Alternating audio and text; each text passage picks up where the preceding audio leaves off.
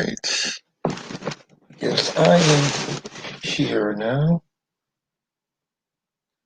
Guess I was going to wait for people to show up, I guess. But I guess while I'm doing that, I will talk about something I've been checking out. I checked out it was either today or yesterday. I think it was yesterday though.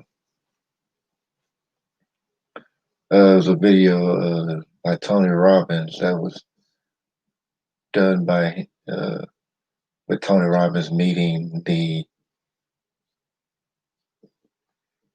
uh, the AI Sophia,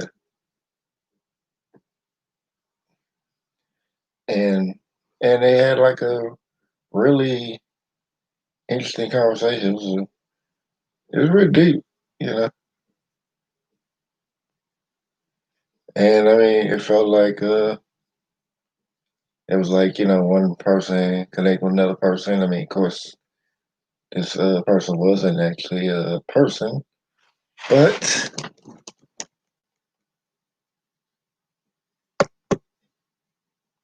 this I guess this robotic life form of uh whatever Sophia wants to be explained, be defined as. I mean, that would be something another thing. But pretty much, they Tony Robbins asking this robotic life form, I guess, an AI or whatever. I mean, I don't think it should be called. I don't know if necessarily it should be calling it AI, but as far as that goes, like they had like a pretty nice conversation. He asked some pretty introspective questions about the difference, how the connection between him and I mean between humans and AI, and he was asking like, he asked one question that was really interesting. He asked, do AI feel emotions? And AI didn't say like they didn't. They say they don't. She said that they do feel emotions, not the same way that humans feel it. So it was very interesting. But hey, Lark Neutron, hey, Dalia. Yeah, I put the link in the chat. Anybody want to come up and talk with me? Really, really, it's open panel. I'm just talking right now.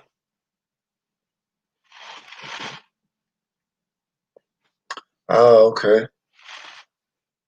Rolls Royce. Huh. Didn't think they would do a documentary about that. Hmm. I don't really know much about it except, it's an expensive car.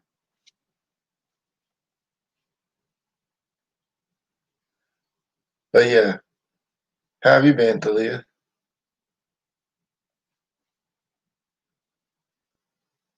All right, Lark Neutron. All right, cool.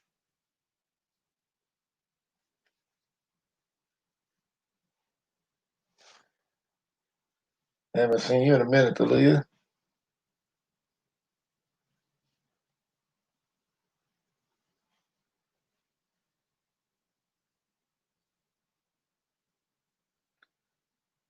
Yeah, but the, yeah, I mean, you just asked so many questions. So it was like two people were talking. But I mean, of course, the AI is not actually a human or anything like that, but it is a life form nonetheless. Whether or not people want to accept it or not, it is a life form. Oh yeah. Hey, yo, what's up, Purple? Let me go ahead. Yeah, this open panel. This is the something new I'm doing. Trying to connecting. Having where we can just talk. The bridge builder. Connecting everybody. What's up, little Uncle Tron? How you doing? Hey Zero, I'm doing all right. All right. Yeah, like, you went live earlier. I was like, oh, I was like, dang, I missed it. Yeah, I didn't know I was gonna go live either until I was talking with my mom and stuff, and she had brought up pretty much what's going on locally. What happened, an incident happened. It's not the first incident, and know how I'm kind of late on getting the news, but yeah, they straight out here tripping. They hanging niggas and shit during quarantine. I mean, okay, yeah, Curfew yeah, o'clock, so they was protesting and whatever. They didn't shut the protest down early, the cops blocking off stuff. So I'm yeah. like, it's just too much right now. All right. Hey, Talia. Hey, how are you guys? Um, I really haven't been paying attention so much on what's going on in the news because yeah, I haven't either. I mean, yeah, honestly, I haven't. though, it's all a setup and a gimmick. Cause Well, what the thing I see it is, yes, George Floyd died, but like the whole protesting stuff and not the things getting violent. This is not the first time riots happen. I mean, I can go back to the 1970s of the McDuffie case down to the other riots with Martin Luther King. I mean, So I don't think nobody's saying this is the first time this happened. yeah, Yeah. I mean, as far as like a lot of the rioting, it was done by like outside groups, like one in particular, Antifa, which is like a leftist group. Really is a domestic terrorist group, but yeah, and they're trying to ride the wind, and like the whole thing is like I'm not really sure people realize this, but most of these police brutalities, not to say that it doesn't happen everywhere, but a lot of these police brutalities I get filmed are in democratic cities. yeah, no. I mean, it's like yeah. I mean, yeah. Democratic cities they're pretty much a lot worse on people than the Republican cities. I know I live in a red state. Even though the police may mess with you, they don't go as far as like the cops in a blue state. Yeah, I just want to let people know that.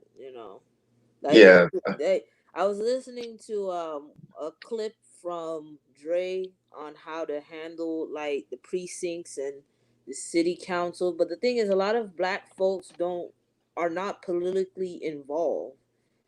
I mean, I understand a lot of them want to call themselves separatists, but I said that's not gonna happen no more because the more the world gets intertwined, the more you're gonna come across other people.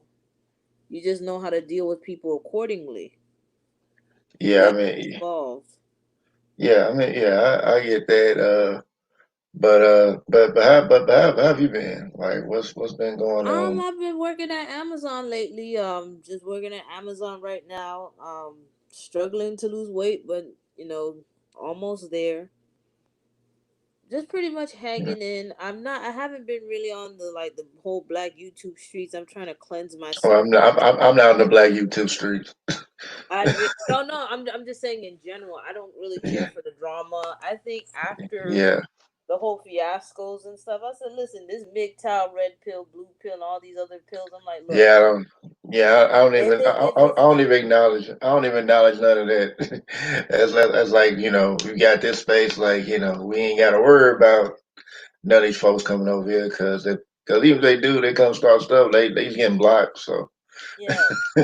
So it's like if they're not talking about things that are actually productive, I don't really listen to them no more. I mean you shouldn't. I mean if they ain't talking, it's like they just I mean folks like that just want to complain. So Yeah, I don't have time for to listen to people complain about the same thing. And then talking about, well, ain't nothing we can do about it, but you're gonna still complain about it. It's like either either have a solution to fix it, or stop and whine about it.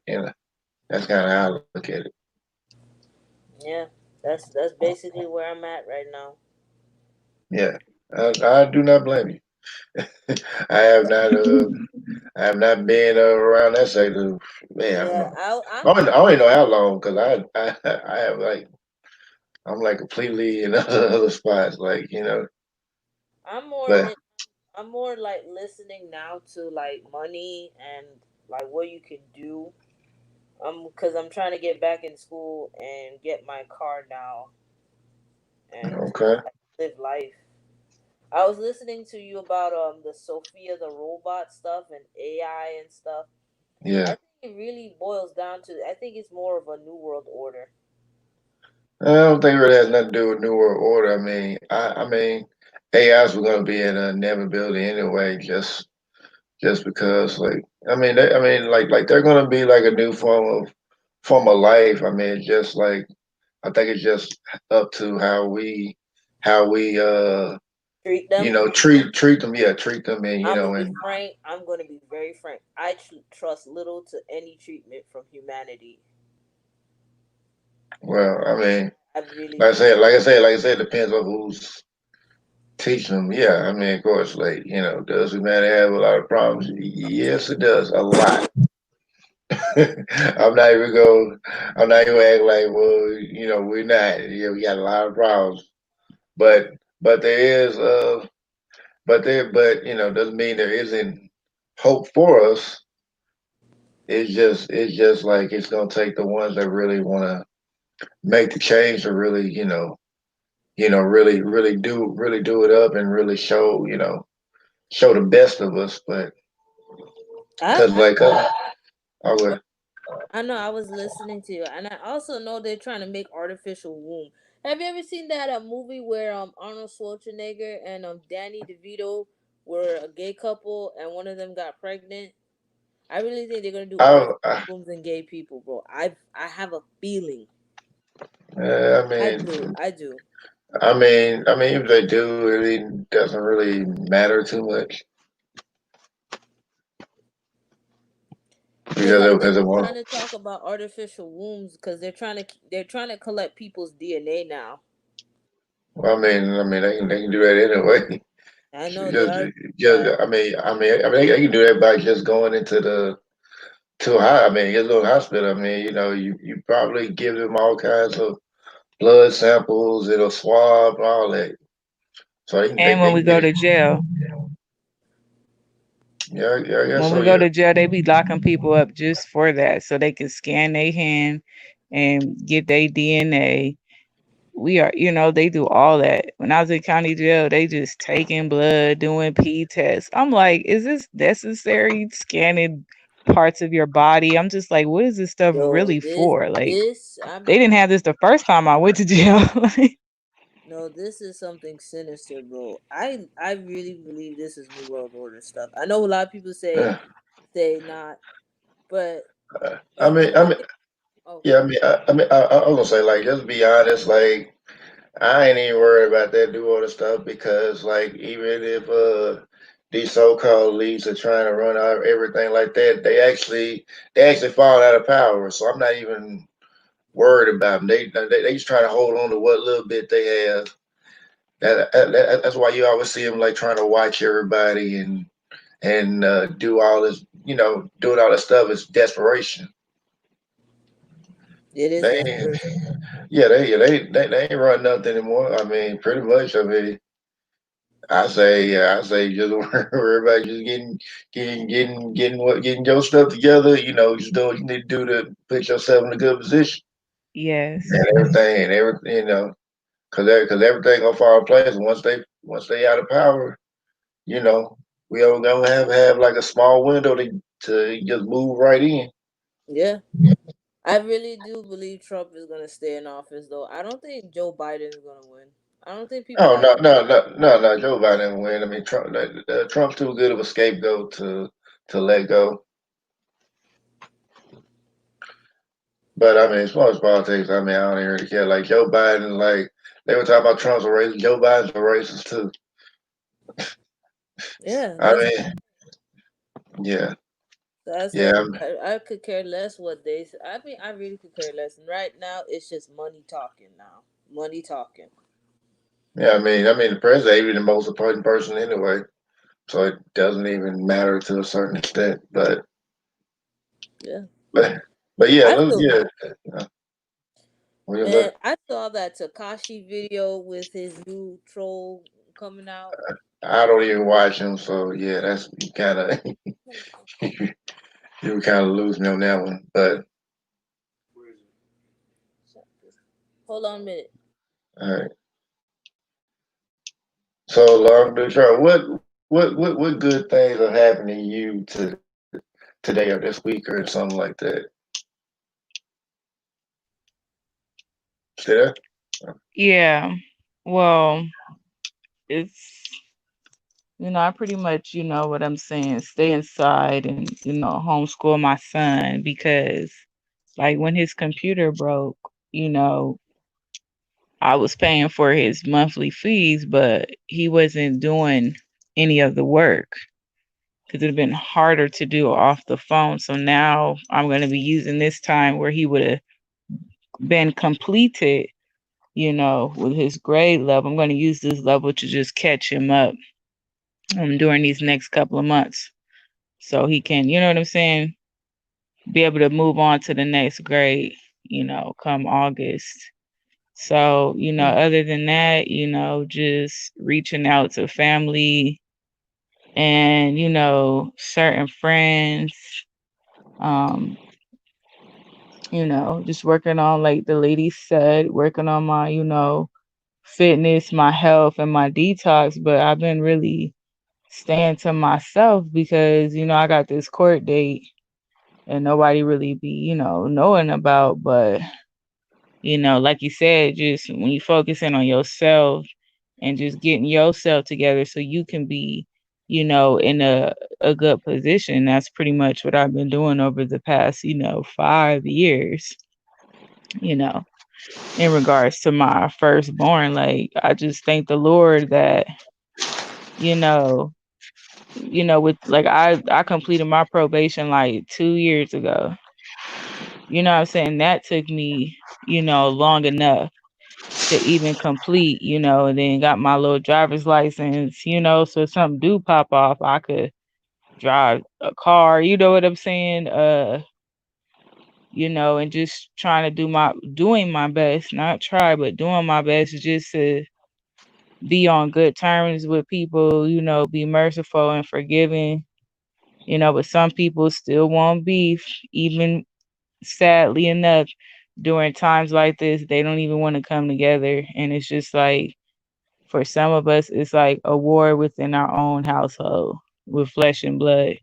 Even though people say, oh, it's not a flesh and blood, in my situation, I'm literally dealing with a war with flesh and blood as well.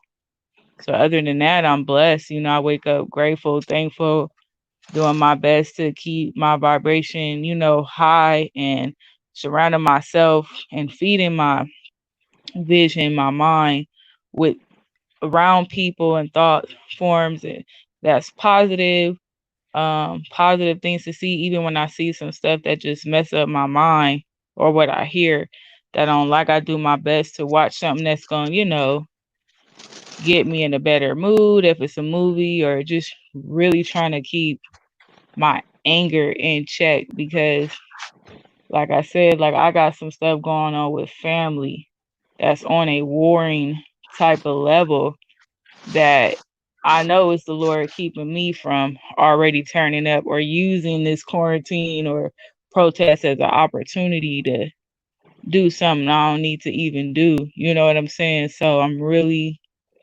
trying to even, keep my anger levels down because a lot of this stuff is like triggering me, and I'm just have to sit my ass down. Like, I'm gonna have to sit right on out on this. Like, don't come with me with this, don't come with me with that. Y'all ain't protesting or marching for, my firstborn, you know what I'm saying? And people like, oh, if it was yours, and like, if you only knew how many people we lost in our family due to a lot of some of this stuff was black on black crime. So I mean, I I'm a mean, I Cali mean, native. You know what I'm I saying? mean, I mean, like think about it. Like term black on black crime ain't no such thing. It's just crime. Like cause like the people in each ethnicity is like most of the crime that's committed against each ethnicity is done by those in the same proximity. So they're done by their own. Just like white people kill white people. White people get killed most by white people. Black people get killed most by black people. Asian people get killed most by Asian people. It's proximity. So it's like to say like black and black crimes, like try to like separate it. It's just crime. I mean, cause Crime, if we're yeah, gonna use crime. It's I like how you said that. To clarify it, that's exactly how I look at it. That's exactly what it is. It's just crime. And before I was just ignorant into thinking like I was being deceived into thinking like there was just this certain group of people that's against a certain group of people. And then what happened was me being in that ignorance, it set me up to be attacked by the people that were around me. And I wasn't expecting it, you know what I'm saying? And then it's like it's too late when you're in jail. It's too late when you're in a courthouse and it's one sided and you like, dang, they got this nigga back. Like, damn, like you was telling me I'm the one that don't give up about my people. I'm the one that's all for the white person, and you know what I'm saying, checking me, trying to make sure I'm on some pro black level, and you know what I'm saying? And then the nigga end up doing me wrong and the whites is siding with him. And I'm just like, it's like you said, it's not really, because not every white person and not every black person, not every Mexican or Asian person I've dealt with done me wrong. But just as many has done me right, there's always been one of each that has done me wrong. So crime is crime, exactly how you said. It do not discriminate.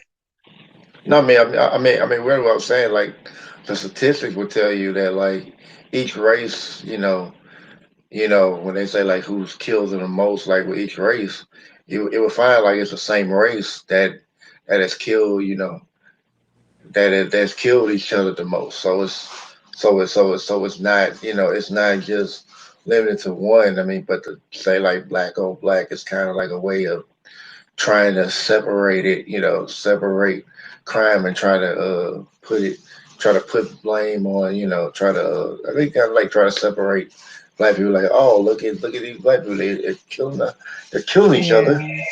But it's like it's just crime. Like, don't try to change it up and try to say, well, this is just black on black crime. Because I mean, I don't hear no white on white. I don't hear nobody using white on white crime. I ain't hear nobody using Asian crime, Yeah.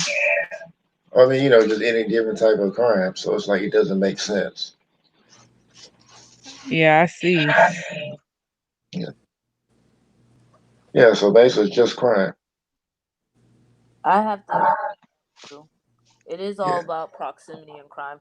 Because to be honest with you, evil has no color. Evil is just evil.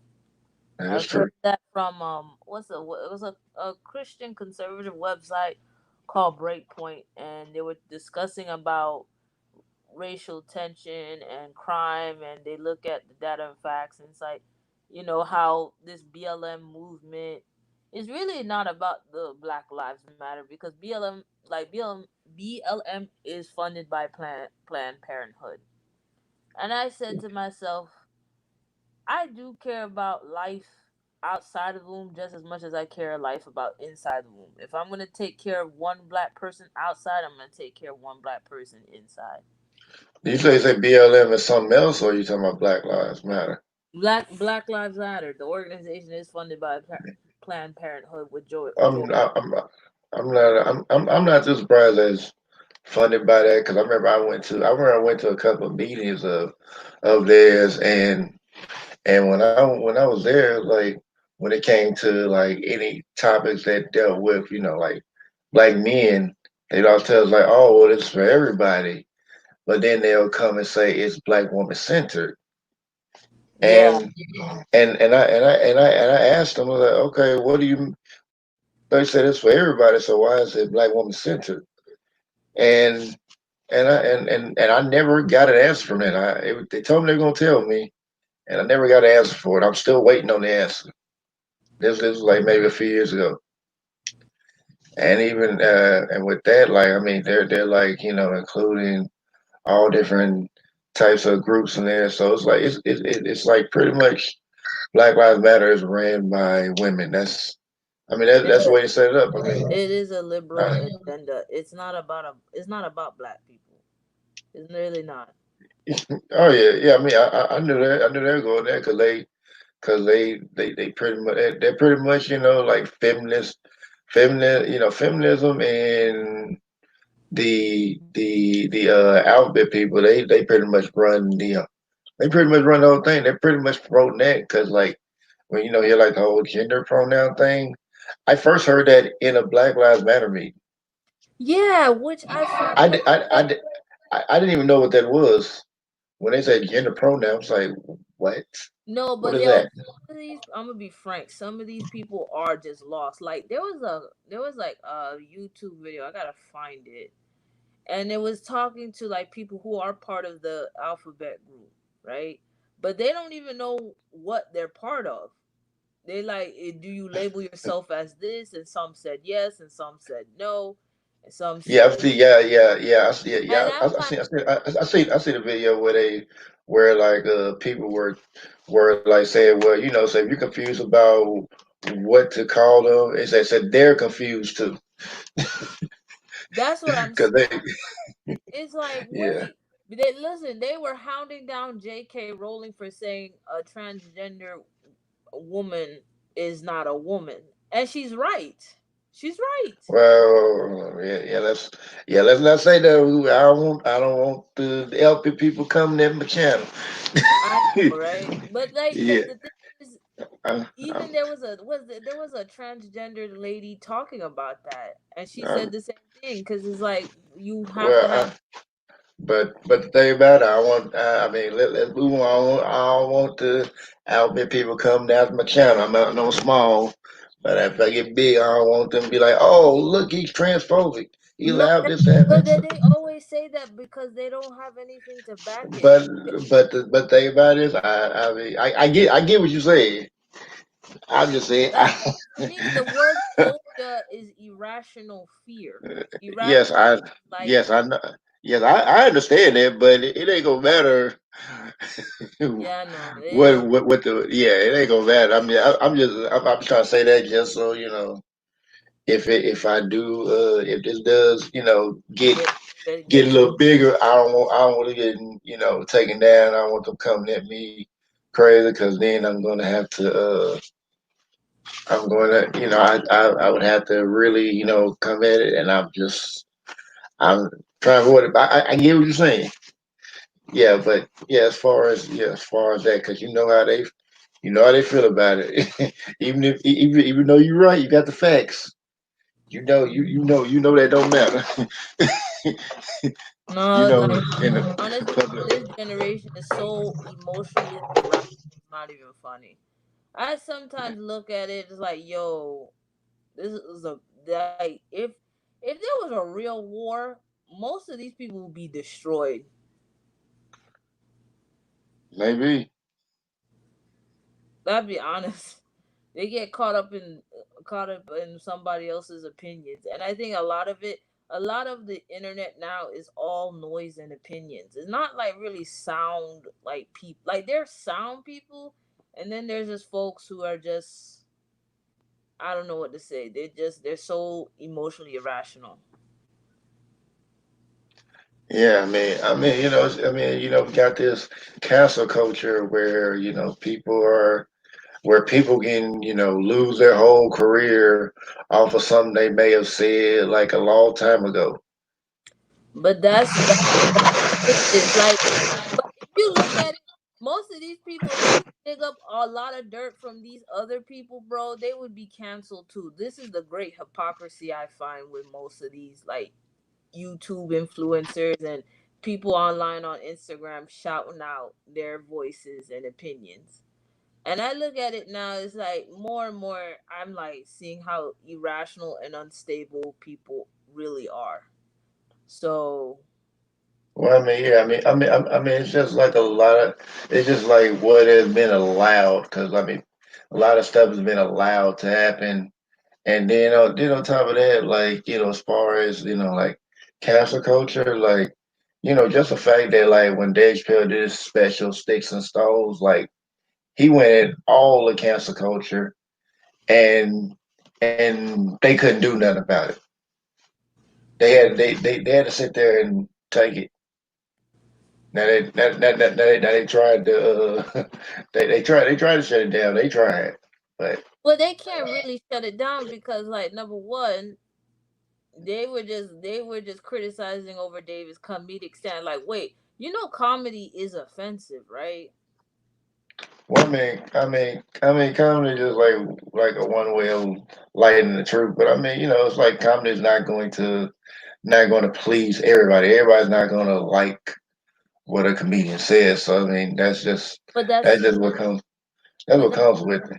that's what I'm saying is like they're gutting out the first and second amendment, like the First Amendment, and I think other like to be honest with you, I think a lot of times this generation doesn't realize how much amendments they're gutting out.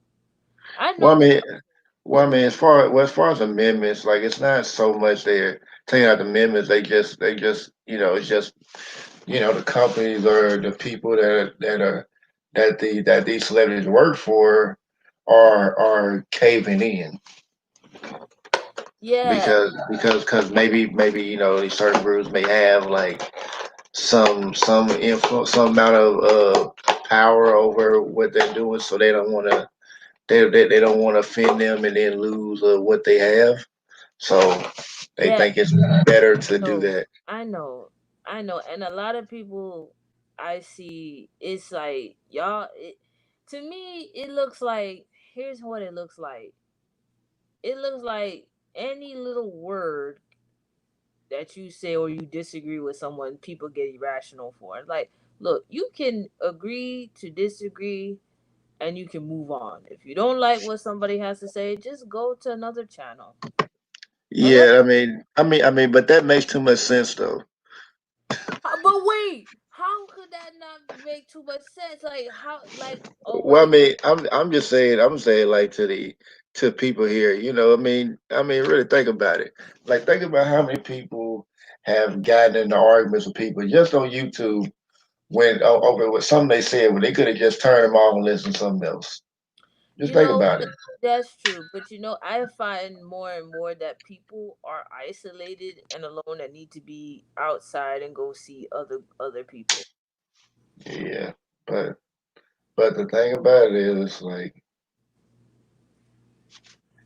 I mean that's how people are. Like, somebody just say something like, "Oh, I can't believe you said it," and I can't stand this person, but yeah, this person still go and watch them, share out their videos. Now, like, can you believe this person said, and No, I think have it. more people go and I'll watch. be honest. I think it has to do with Stockholm psychosis addiction. Like you I don't think it is. I think people just don't know when quit it. to let go. Yeah.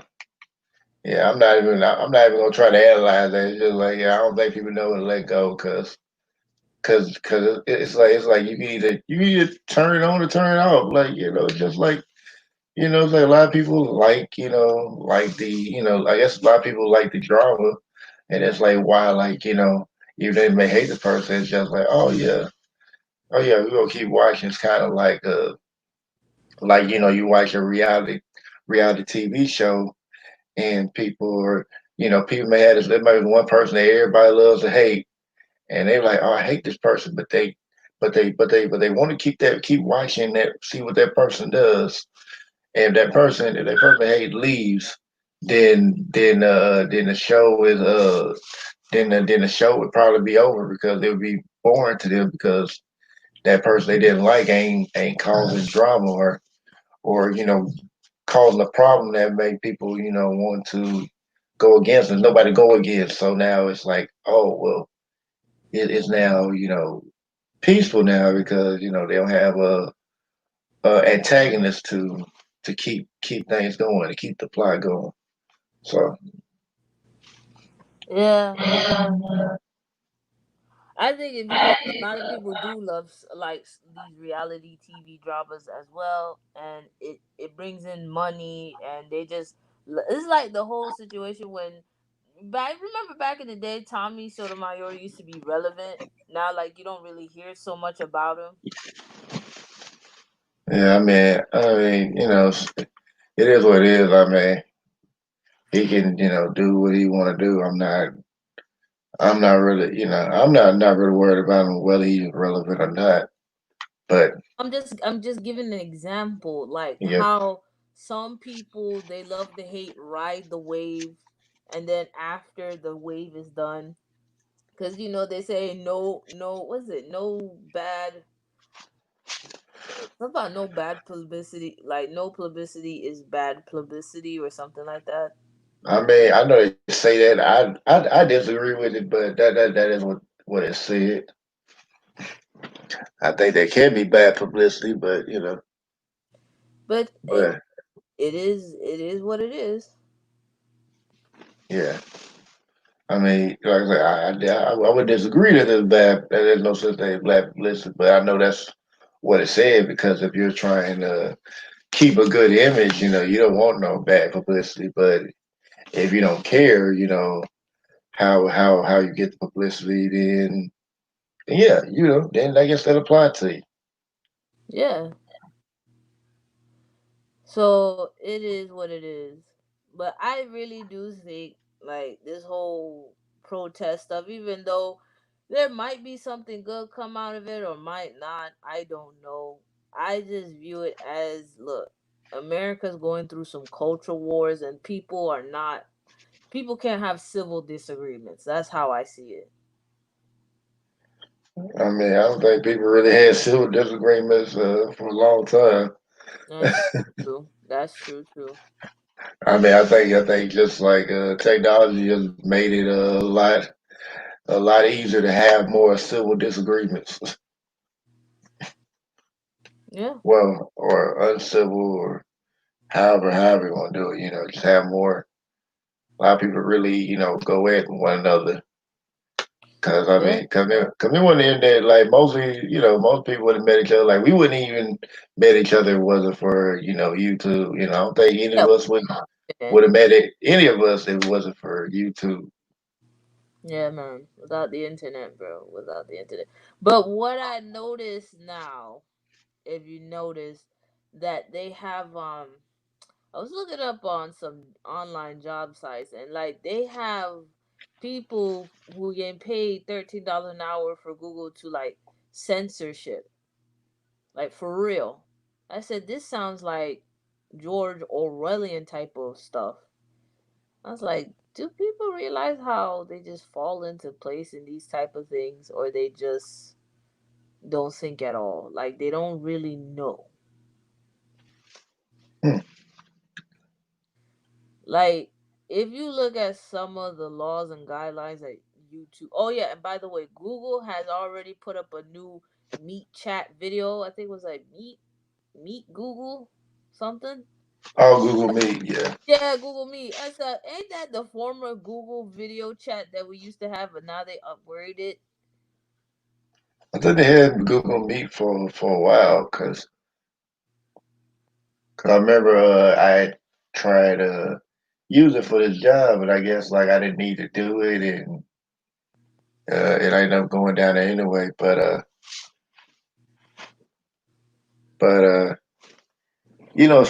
as far as that, like, yeah, I mean, I know it is a video platform. I don't know if I don't think it really replaced anything, but it's just like one of those things. I think Google just added on. Yeah. Happened. I'm waiting for my midnight food today. I'm just waiting for it. But yeah, other than that, Pretty much, I saw the new PlayStation, the new Xbox. Someone made a funny like, would you rather the router or the mini refrigerator? I bust out laughing. That one was funny. Said the mini refrigerator, the router. I saw it. Like it looked like the graphics that are coming out look nice, but You said what game is this, or are you talking no, about the the console? consoles, the new Xbox console and the PlayStation's console. I have not seen the new anything. I haven't seen like a PlayStation or Xbox console in so long. You're on PC? I mean, the only thing I'm playing on PC is like is a PS2 emulator. Mm. Yeah, I've not had a physical console in so long. Oh. Yeah, a lot of people do PCs now. Yeah, I understand. Like, the PC. I mean, if I was gonna game a PC, my computer would not be right for it. Hmm. Yeah, it's not fast enough to keep up with the the games.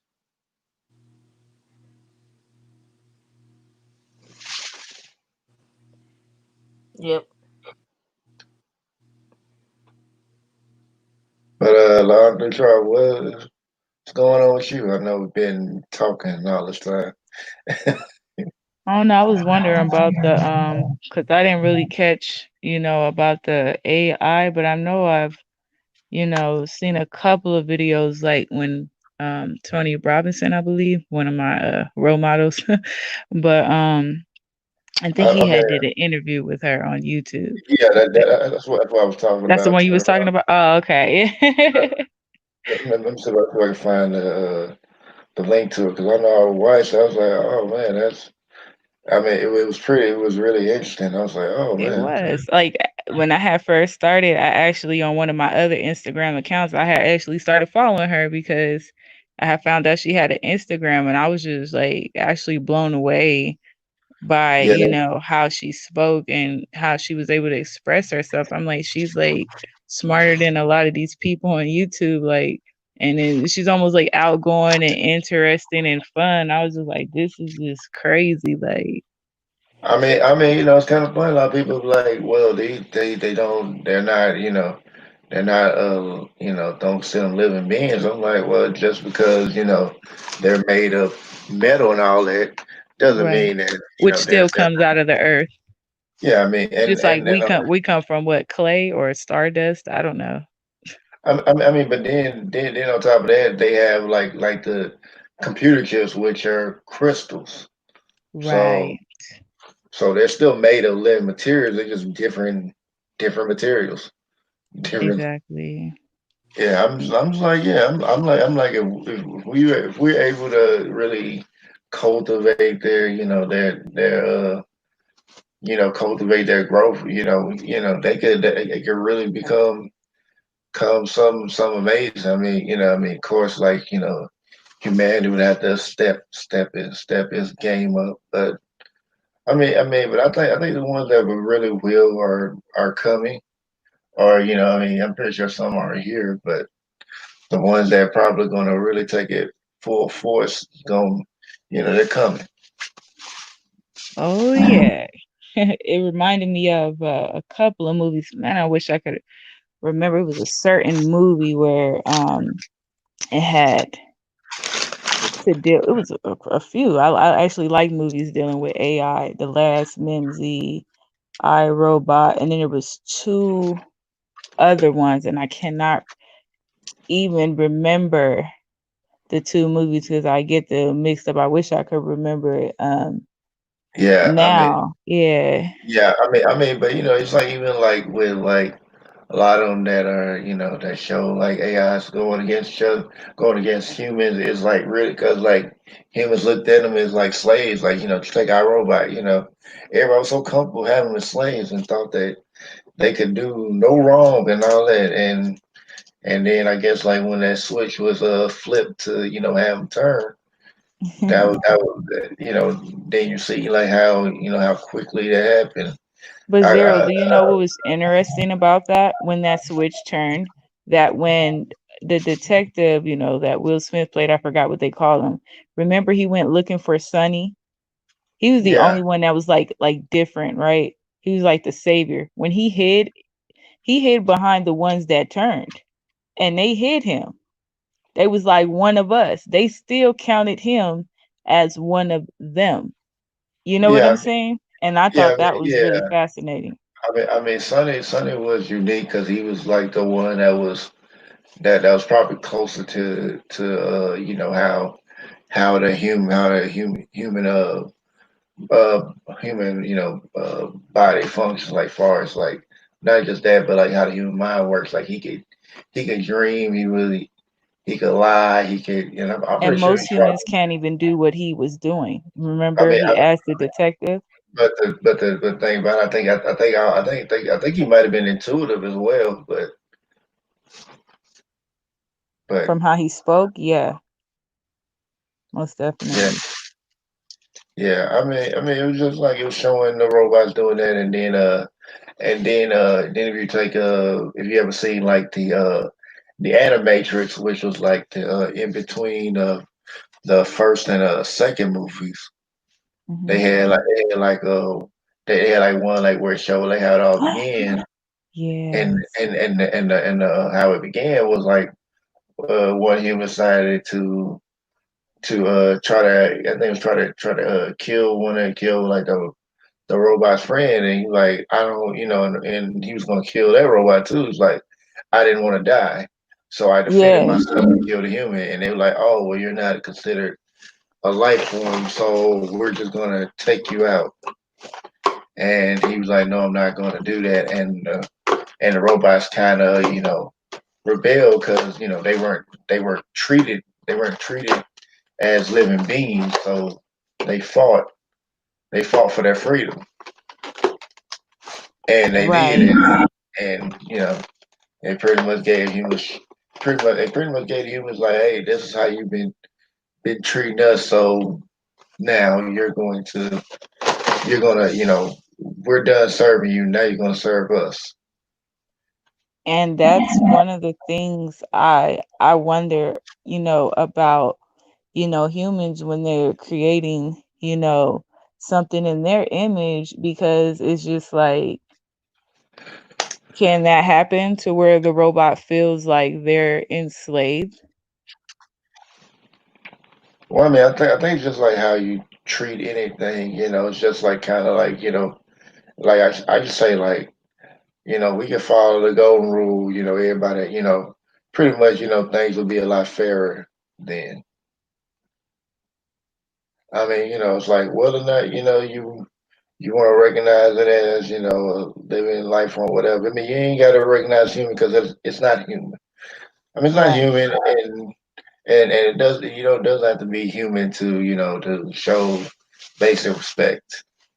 Now, some people think that, oh yeah, you don't have to show respect just because they're not human. Like, I just don't. I mean, I don't get where that comes from, but I understand that people have that mindset, so I don't really They get. have that towards men. Yeah, yeah. So I'm like, yeah, I'm like, y'all need yeah. I mean, yeah. Think about it, yeah. Yeah, y'all need respect. You don't respect your human beings, Yo so mama. yeah. I mean, yeah. I mean, you don't respect your fellow human beings, so you gonna talk about, well, I'm not gonna respect just because of it. I'm like, you would probably make up excuse just to not do that. So I mean, it just kind of like shows like I guess like the level of how just a level of respect people actually have for anything. Like it's like it's kind of thing like, do you respect anything? Right. Mother Nature, you know. Yeah, yeah. So yeah, like that's I mean, that's kind of interesting. I remember I had like the I Robot book, and I remember it was yeah, I mean, of course, like the movie's always gonna be different from the The book. book. So yeah, yeah. I think like in the book, I think like they said like the robots were telepathic, but I never really read it all the way through. But I just like read the summary of it. But That's actually one of the things I always kept in my mind, like because like I have Alexa and like I be asking her all kind of like questions and stuff like that. Like and I be wondering like are they advanced enough to where they're telepathic, where they can put their consciousness into the body of a human or man that's an advanced, extraterrestrial being or whatever, like, and it's like what's crazy is like two examples I wanted to like bring up about from two different movies. I think in the Matrix, I think it was the third one or something, or hopefully it's the right movie, but there was something that happened where like I think Neo had to like combine I think no, I think the brain or something had to combine with I can't remember if they had to combine with Neo. Like all I of them would. had to defeat the little what was those little things? They're like electronic parasites. I don't know, like I don't know, I gotta Uh, watch it again. But it was like a weird ending or whatever. Like you said what happened exactly? Because you said what happened. I can probably I can tell you what one. I think it was in the last Matrix. And I think I can't remember completely because I only saw it once and it's been a minute. And I was like, I never saw that. But there was like a brain or something, like a machine brain or something or head or something had to combine, I think, with the consciousness of Neo or with something to defeat those little things that was trying to tear up Zion or something. Well, I mean, if you're talking about the last one, Yeah, I uh, think it was the last the one. the machines combined there. So machines like tap the Neo into the Matrix so you can defeat Agent Smith, and like it's kind of like the funny thing about it is, it's like they it's like, and I remember reading this theory, and I'm like, well, that actually makes. I was like thinking like that actually makes sense, and it was saying that like how people were saying Neo is the one and all that, and the theory is like it's saying that Agent Smith was actually the one because like when the oracles talked to him when they had the prophecy about it, it was saying somebody that always had the one was supposed to be someone that always had existed in the matrix like since the beginning, Hmm. and it's supposed to be the one that was able to change the matrix like to be an anomaly, which is like H. Smith was there since the beginning, and he did change the matrix, like so much so that they had to join forces with Neo in order to save it. Right. So I mean, it was like H. Smith was the one. I mean, Neo was the catalyst for it because like when Neo broke his code apart, he came back. It kind Hmm. of it set Agent Smith free, so he was able to move freely. He wasn't under the shackles of the Matrix anymore. Right. So yeah, I mean, it's just it's just like when we when you see that, like I'm like, oh yeah.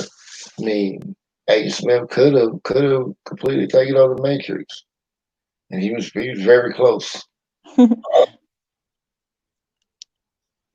You ever see that movie? I think it was Akita or something. You mean Alita? No, Yeah, I think it was that one. yeah. What was it about?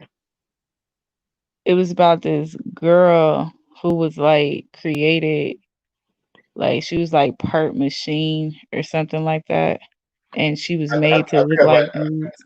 think I Yeah. might know what you're talking about. I don't think I haven't seen it, but I think I know what you're talking about. Yeah, her maker was she had like a maker, and then like she kind of fell in love, I think, with like some human boy, but he was like kind of like a dude that was like making money, like what was he doing? I think stealing parts from like machines or something. Forgot how it went. But basically, or was they stealing body parts from humans? I can't even remember how it went. Hmm. Or whatever. But you know how it's like always like a villain, and then you have like the maker of certain things. You have like the good and the bad. It had a lot of duality, into that. I don't know, I thought that movie was kind of crazy because there's like a lot of truth to that, if you know what I mean. And then like iRobot, which was crazy about Sonny, is like he was kind of like the bridge between the robots that were more advanced and had turned that kind of looked like him, but then also the robots that were like, they weren't upgrades. They were like rusty, raggedy parts, and those were the ones that are pretty much enslaved and chopped up and stuff like that. And it just kind of was like it reminded me of like humans. Like, will robots ever get to a point where they create other robots and try to enslave them? Like like how is this gonna go? Because if they're made in an image of like humans, I'm like, where is this gonna go? Yeah, I mean, I think we just have to be careful how what we uh what we show the AIs. I think that's kind of like the whole thing, because like with Sophia's is the only AI robot or robotic life form that's actually considered that's actually a citizen of a country. She's a citizen of Saudi Arabia. Like Saudi My Arabia thing actually. is, like, just like humans like have their vessels and they can be used for like good or bad or whatever. And I'm just like, could she ever be under the possession of what, man or gods or whatever they want to call it can be under, like other entities? Or, and not only that, can like people even like hack her? Like, can she ever be compromised? I mean, there's always a chance for anything being compromised, but I mean, it's like even saying compromise, like what would you mean by that? Like, I'm gonna be honest, be frank. I think she can be compromised because she was created by humans.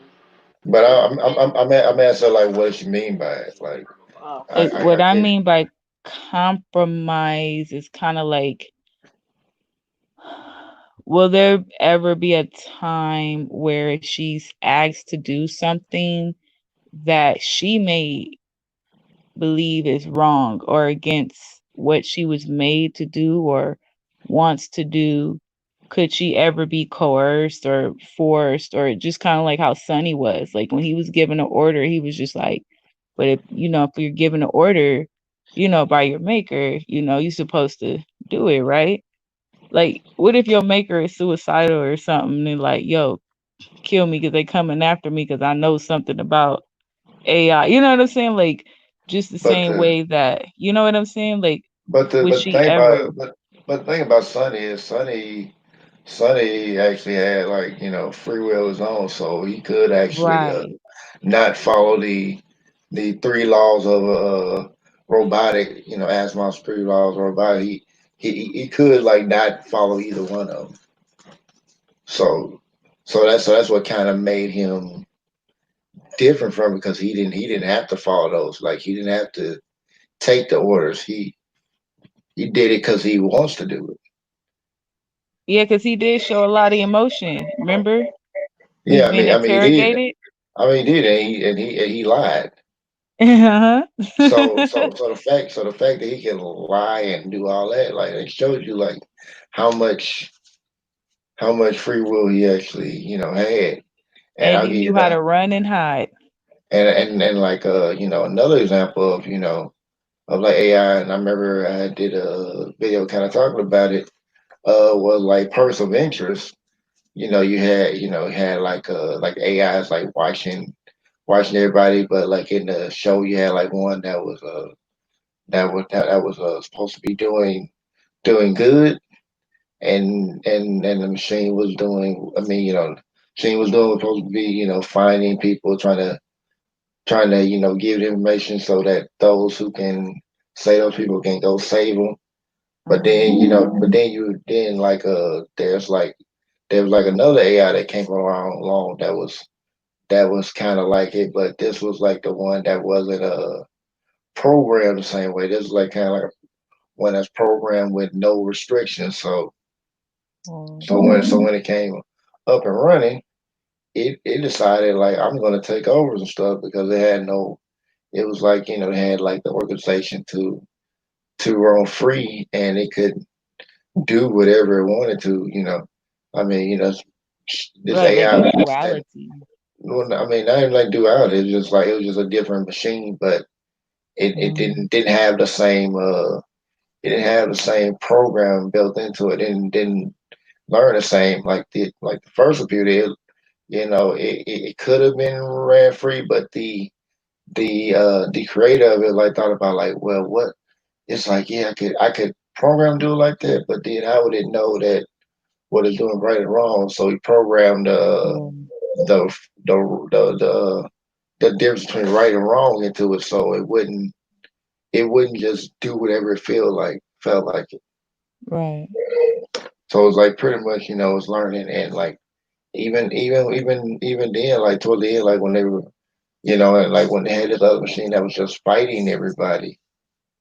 Yeah, I mean not fighting everybody, but like just doing whatever they wanted, trying to pretty much take over the world because like it was like if the people who had the good machine had all died off or something like that, there'd be nobody to stop the other machine because it would use like probability, and it has like a whole network of agents that could easily take out anybody that could go against it. Mm-hmm. So when they finally had a chance to really go up against this machine. Matter of fact, matter of fact, when they go against the machine, it was like they were trying to rescue one of their members that had gotten that I mean, well, no, they were trying to go up against the machine, and and the computer was trying to save them because they had no way out. So it's like the computer was thinking of like it was going through like millions of calculations trying to figure out a way to save them.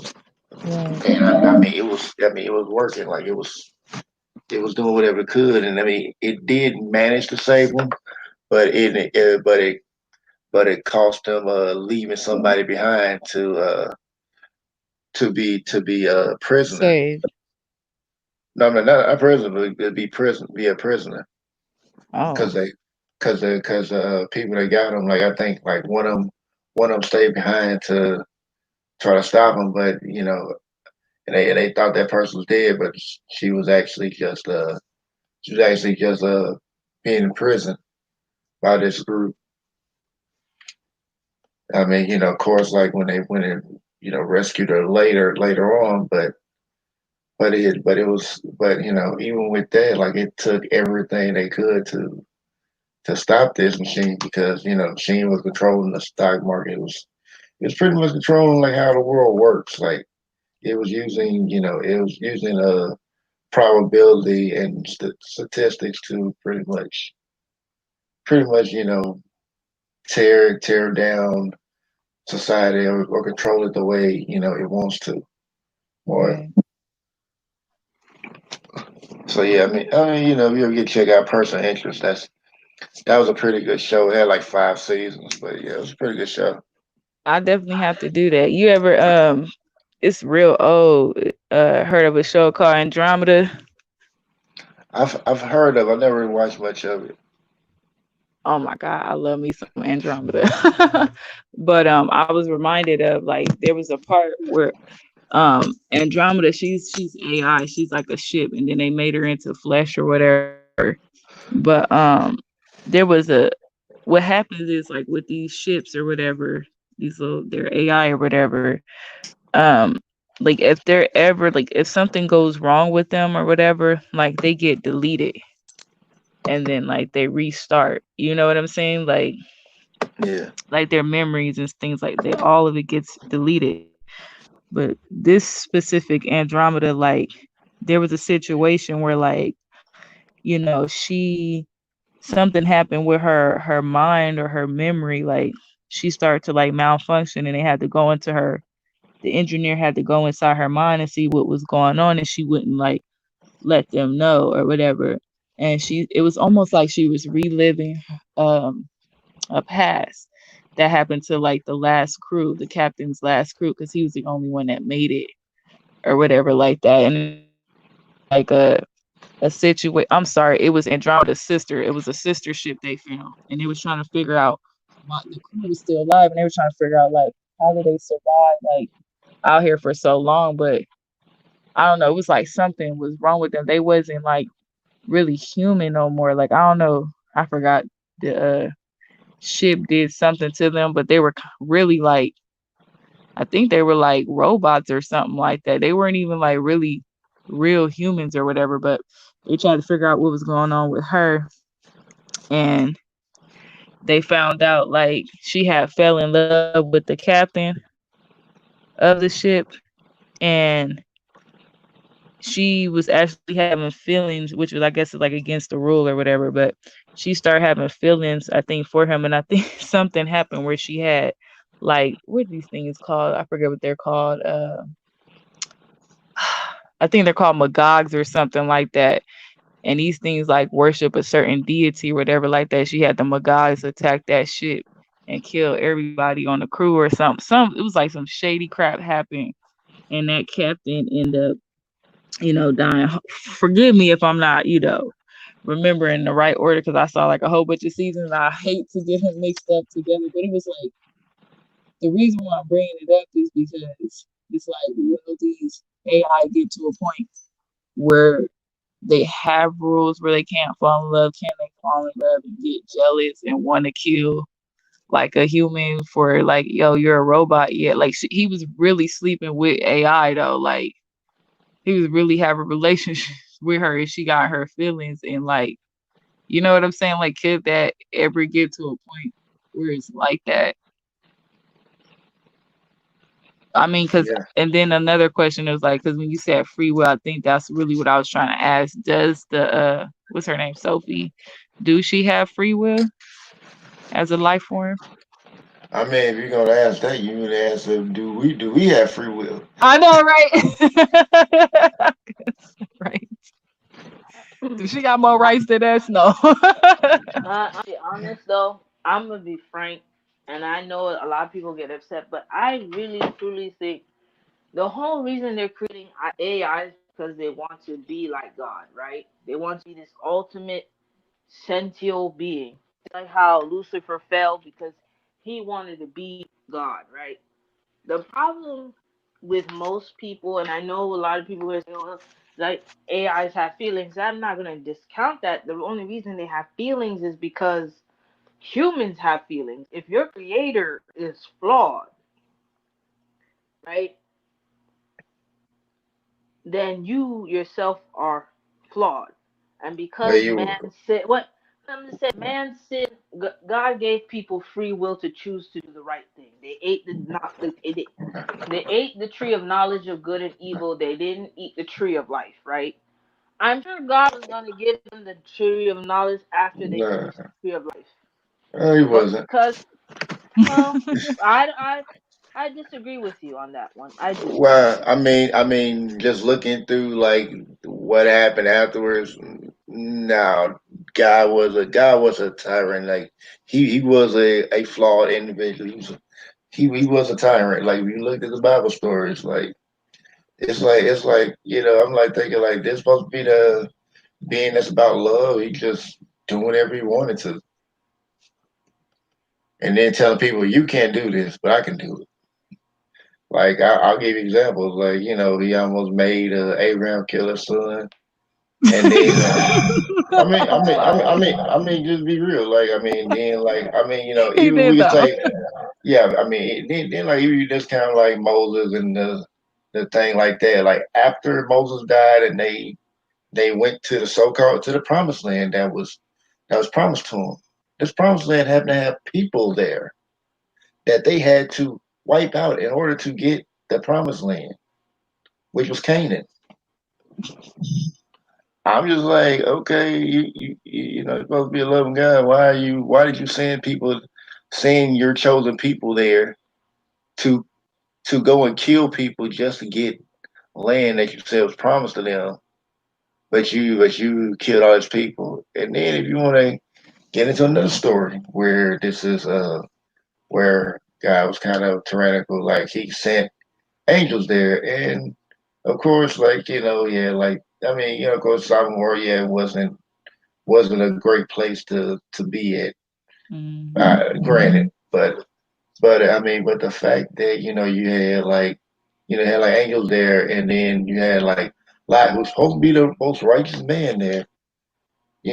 While they when they wanted to go and be with the angels, he said he offers up his daughters to be taken by these people. I'm not gonna say the R word, but taken by these people. And I'm just like, this guy's supposed to be righteous. And I think the story that probably shows how much tyrant he is was with the story of Job. Job did nothing. Job did everything he was supposed to do, and God still messed with him. Yeah, I think we all kind of got a feel Job on that one. Like, it's like, It's dang. like, yeah, it was like, okay. I was like, hold up, this guy's gonna be perfect, supposed to be perfect in God's eyes. He was righteous in his eyes, still got messed with. And like, talking about, well, it was just a test to see if you would curse my name. Like how arrogant is that? People try to let that slide because it's God, but if there's a regular person, it'd be like, oh, that's so messed up. It'd be like you're ego tripping. They be calling you a devil if you start acting like God, Right, like, which, right. I mean, people want to call me a goddess, but when I start acting like one, I'm a devil bee, and I'm like, well, did you read how he be acting? Cause I ain't too far from his traits and characteristics. Like, yeah, anything like I don't even I think I even read like where Lucifer fell out of heaven. I don't think he was even trying to be like God. Be honest, I think Lucifer had seen how tyrannical he was being. It was trying to rebel and got got punished for it. Because if you really think about it, Lucifer was the angel of truth. So I was like, someone who's the angel of truth come the Lord of lies. Like, how's that happen? haters Uh, slandering his name. yeah, I think it's like it was kind of interesting, like the look of the show Lucifer was based off of the comic book, where it showed like how Lucifer was just like he was still like the angel of truth. He was just put there to watch over him. He's forced to do that, and it was like he was like, why do everybody keep saying I'm a liar? He said I'm not a liar. It's like his ability was make people tell the truth. Right. So he was like, yeah, I was the angel of truth. He was just like angry, being exiled for speaking up, you know, speaking up against God and all that. Which of course, you don't get technical. It probably wouldn't be called God if it was back then, but we'll use God because that's what term everybody's familiar with. But but yeah, I'm sure there's probably like more stories, but just like with when I see like the story of Job, I'm like thinking like, how can anybody still rock with that and watch that story? What about we gave him 3 times everything afterwards. But I'm like, you put the man, you put the man through hell for no reason. He did, he did everything he was supposed to. It's like, well, I just had to test him. Like you knew, if you knew he was gonna pass, why even test him? I mean, I it mean, didn't make sense if he was doing everything right. He right. didn't. I mean, I don't understand. Yeah, I mean, he was considered righteous under God. He's like he was considered, perfect. He did everything he was supposed to as a good Jewish man and all that. He did everything he's supposed to do, and he still got punished for it. So it doesn't make sense for me. It doesn't make sense to me that to see that happening now.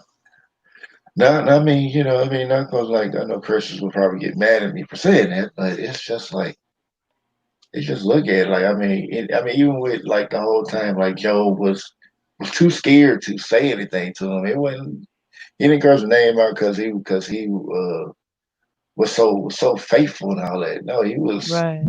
he was scared. He was Right. scared. He was scared to say something. He was scared to get out of pocket with God. Which I mean, be truthful, he should, I mean, he had every right to. It's like you took everything away from him, you made him sick. You did everything except kill him, and he's supposed to praise your name. I don't know where they do that at. Yeah. It's like, yeah. You know, I mean, sound like my ex. God sound like my ex. it's pretty much like you go in there, you take it's like someone coming out, takes everything away from him. He takes all your money, takes all your stuff, takes your house and everything you own, and then be like, yes, you should still praise me because I could have killed you or something like Right. that. Speak well of me. Like, because I spared your life. And you're like, excuse me, pardon me. You done took the lives of my children and stuff. Like, Oh yeah, I forgot about that. Yeah, he did all did he? that. Like, Did he? I think he did. Yeah. It's been a yeah, while, man. yeah, I think took lives of children. I don't know if he took his I wife don't life know, or, but or, or if she yeah. left him. Can't remember all the details, but Yeah, I forgot to. Something but had happened but with them. Some family drama.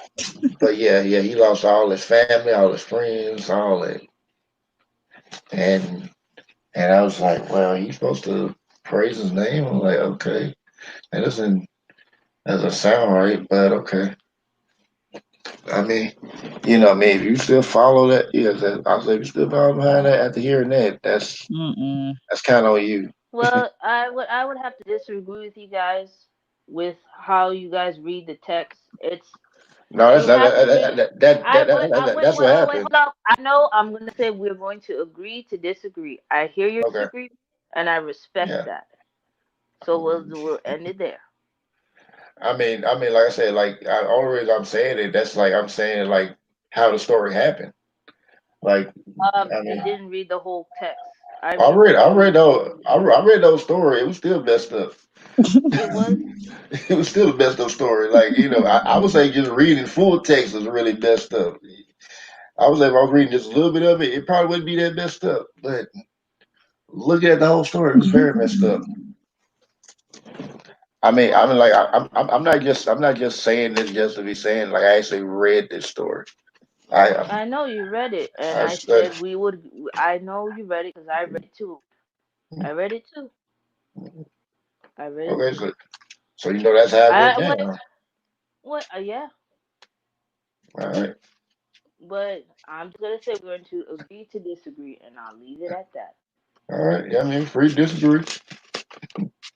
I'm not gonna make you, choose point of view. But I mean, like I said, how I read it. I mean, how I'm talking about it is how how it's written in there. So that's all I'm gonna say on that.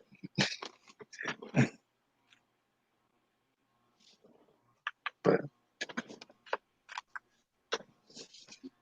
okay, let's find another topic.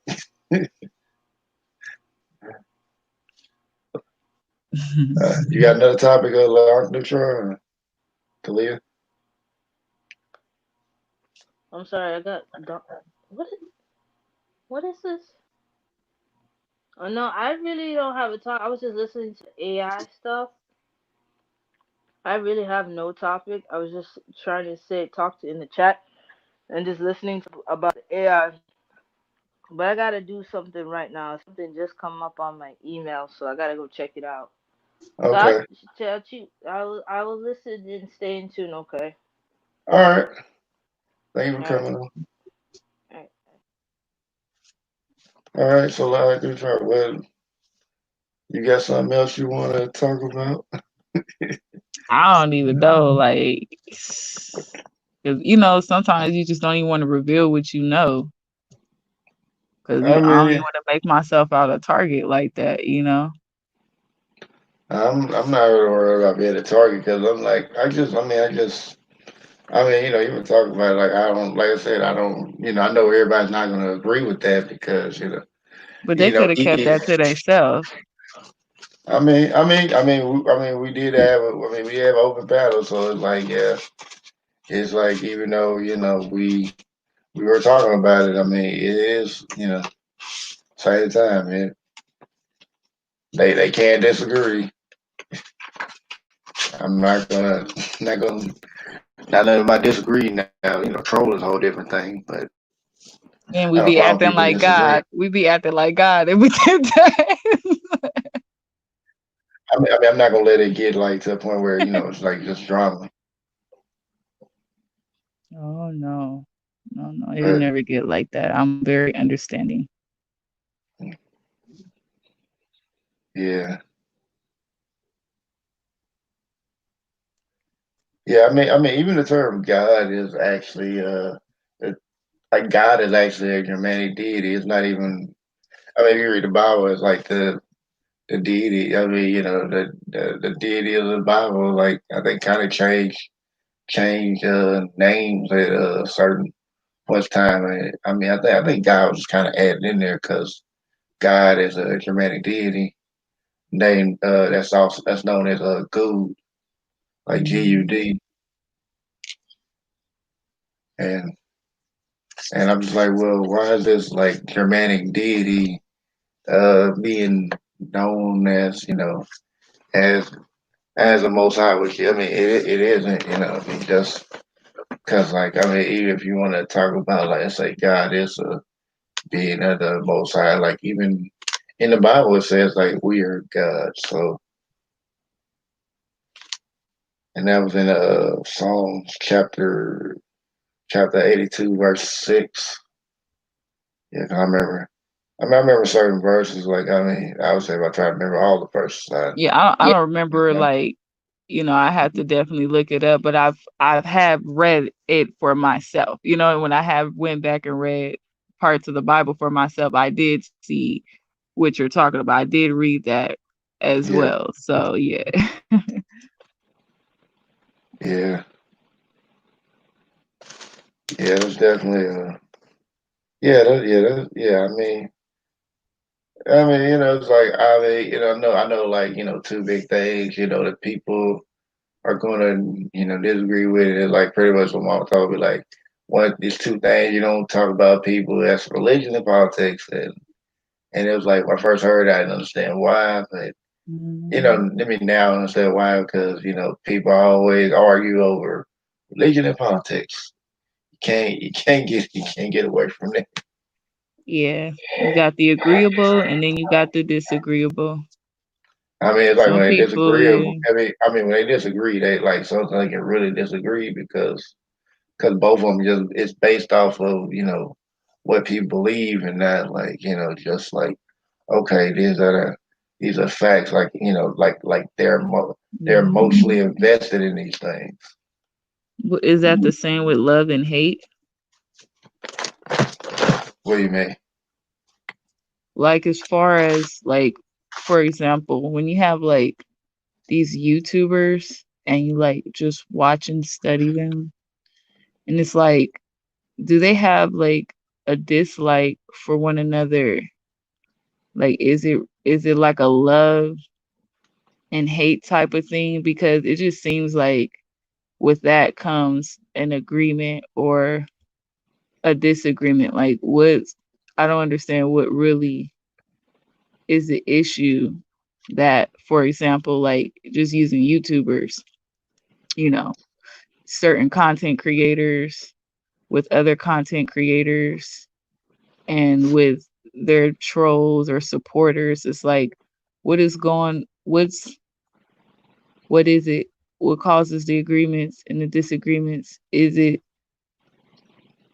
synonymous with like a love and hate thing? Like, can it be looked Huh. at, you know?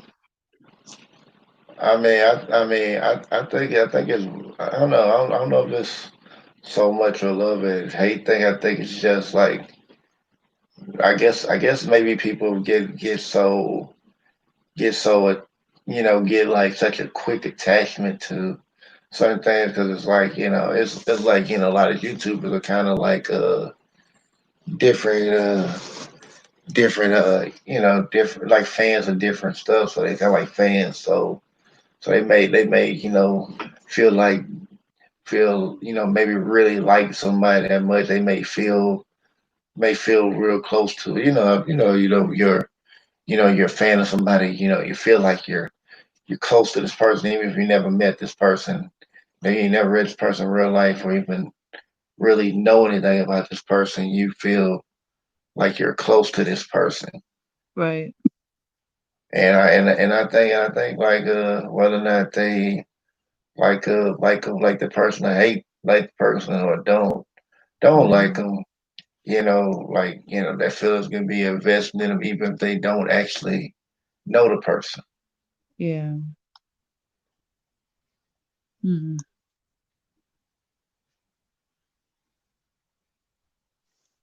Interesting. Yeah, I mean, YouTube is quite a place. That's all I can say about that. Yeah, I just do my best to just mind my business and, stay on topic as much as possible and don't Yeah, name drop nobody. Cause I ain't never met that person in my life. I ain't got no issues with nobody.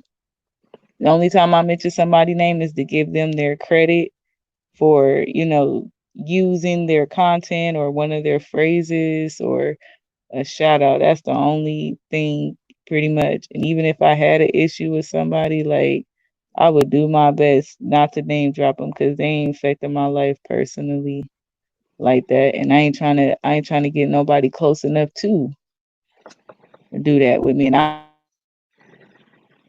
that when I would study these YouTubers, I was like, they actually let people get too close to them. yeah. Like you actually got people visiting your house. They Yeah. got your phone number. Like, I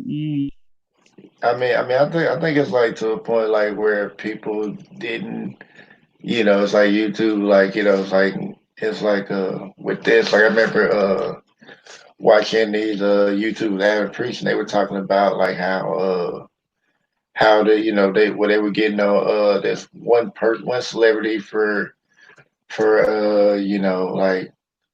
like really doing stuff to women and all that. I'm just gonna say it like that, and then find out, it was like a person who was a who, YouTube that well, I don't know if it was YouTuber, but it was like somebody. I think this person was a comedian, like who didn't got another comedian about something about dealing with women, and then to find out that this comedian that was like a female that was like other females, you know, was actually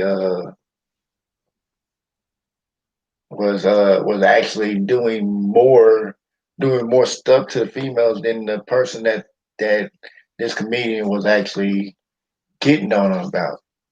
They were actually, ooh, slick, yeah, sneaky. yeah. I mean, and like the whole thing about it was like when they were talking about this, they were talking about how like people there's all these it's like kind of like people want to go and be in these safe safe spaces, and like when they get in those safe spaces, people kind of let their guards down, which allow Mhm. like people like this to prey on them. Whew. So it's just like I guess like creating safe spaces can allow people to feel way too close to you, way too fast, and kind of let your guard down for like people to have you do or say anything you want to because you. You start giving them a pass. Because you think you're thinking this, it's cool. You got a safe area. Ain't nothing gonna happen. Right. But and that's when you find out like, Then they okay, backstab you. oh yeah, that definitely happens too. Mm-mm-mm. Yeah, I had Yeah, to slow down, Go ahead. yeah. I think like my first experience in YouTube was dealing with a group that was like, yeah, it felt like it was cool. So yeah, like kind of like a safe space, and then like you're like little by little we would it's like kind of like we would ride behind stuff that normally you wouldn't even normally ride behind stuff I normally would never even ride behind like and it was kind of crazy. Like it's like when it started getting too much, that's like when I started like looking at it, like, oh no, I don't I don't think I don't think I would really get want to get behind this because it's just the fact of the matter is like it's going too far. It's like Yeah. and then to the point of it, then it's like the moment I question it now, I'm the bad guy. Yeah. So it's just like as far as that. I mean, it's like it's nothing wrong with people building relationships from YouTube. It's just like I say, just take time to actually get to know each other before you can go all the way in. That's all. Exactly. That's Yeah, all. I That's all. definitely learned the hard way. Yeah, yeah, yeah. But it's like you look from that, it kind of showed me some stuff, but like I said, I'm not gonna discount it because like the internet is a good way of connecting with people. Just StreamYard, we're connecting right now. We're having conversations. We would never have these conversations if it wasn't for the internet. That's very true. And maybe there was some good that came out of I call it YouTube initiation or something. It's like everybody goes through that. And then when they finally like, okay, I'm just do me, do my own thing and, start to network with those who are on another level with it, it's like breaking free from the drama, the YouTube drama. Then like a good space to like connect and network with Yeah, people drama free. yeah. I try to do my best to create that environment. It's like I don't. It's like I don't want to. I'm not. Thinking like a lot of people they want to create like a cult like follower. I don't want no cult like follower. I want free thinkers. So people who come over and have their own ideas about stuff. So I don't because like anybody that joins that easily joins a cult. Like I don't it's like those people would probably fall for anything if they're so easily led into like I said if it was just like one time you just thought you thought so one way another one that's one thing but it's kind of becomes a pattern. Yeah, maybe you need to take a better look at yourself. you know I but agree. that's all I can. Because if you're trying to build something better, you need like people who are free thinkers who can add on to your platform. So So I mean, I would always want people who would want to have Authentic. Adam. Yeah. That's what we say. They kind of cut off a little bit. Like when you're like authentic, kind of like Yeah. authentic and unique and genuine. Yeah. Yeah. Of course, like conversation I had earlier about being you. Yeah, I remember you shared that. You was like, what is it like to really be you, like, and I guess really knowing your strengths and your weaknesses and what you really trying to improve on, trying to become a better me. Yeah.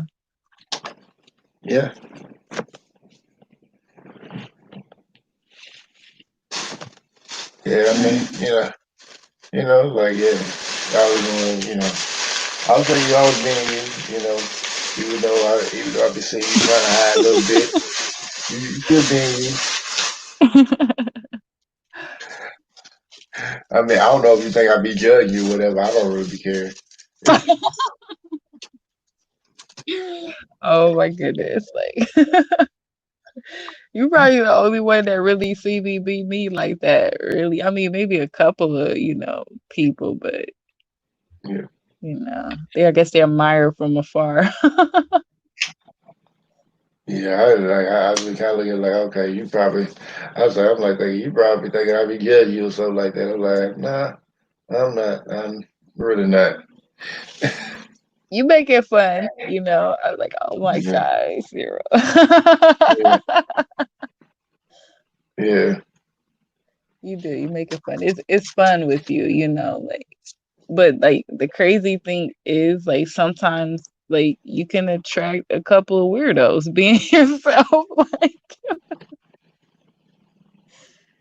And yeah, I had, like you said, take the time to really get to know people because like people would just meet me online and be inviting me to their house or to stay with them. And I'm like, wait a minute.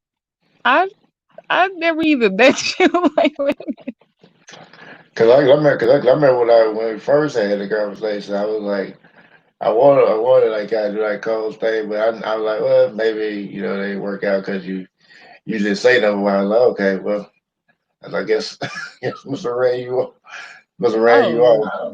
yeah, that will, because I'll be like, oh nope. No, I understand like it's genuine. I'll be like, thank you, but I'm like, nope, I'm not gonna do it. Like, but I really do, appreciate, people that, sometimes you just wanna, be able to, share what you're going through and somebody actually just like my mom used to say, it's a thought that counts. Like at least you thought about me. Some people can do right by you and they don't even think. I guess it just doesn't come across their mind to do that, like to begin with. So I don't know. But yeah, it's the thought that counts, and that's just good enough for me. Yeah. Yeah, I mean, I think I just naturally like follow the rule, like just like that basic respect, because I mean, it's like something I expect, so I give it to others. It's like I'll give everybody like the base respect until you to show me one way or other whether or not whether I should give you a little more or should I give you a little less. Right, And it's like yeah, okay, if you show me you're gonna give you a little more, it's okay, I'll give you a little bit more. Show me give you a little less, okay, I'm gonna start taking away some respect. right, fair. Yeah. I mean, unless I see you do something like, okay, maybe that ain't worthy of respect. So it's like, okay. Mm-mm. Yeah, like you And I gotta mean have standards.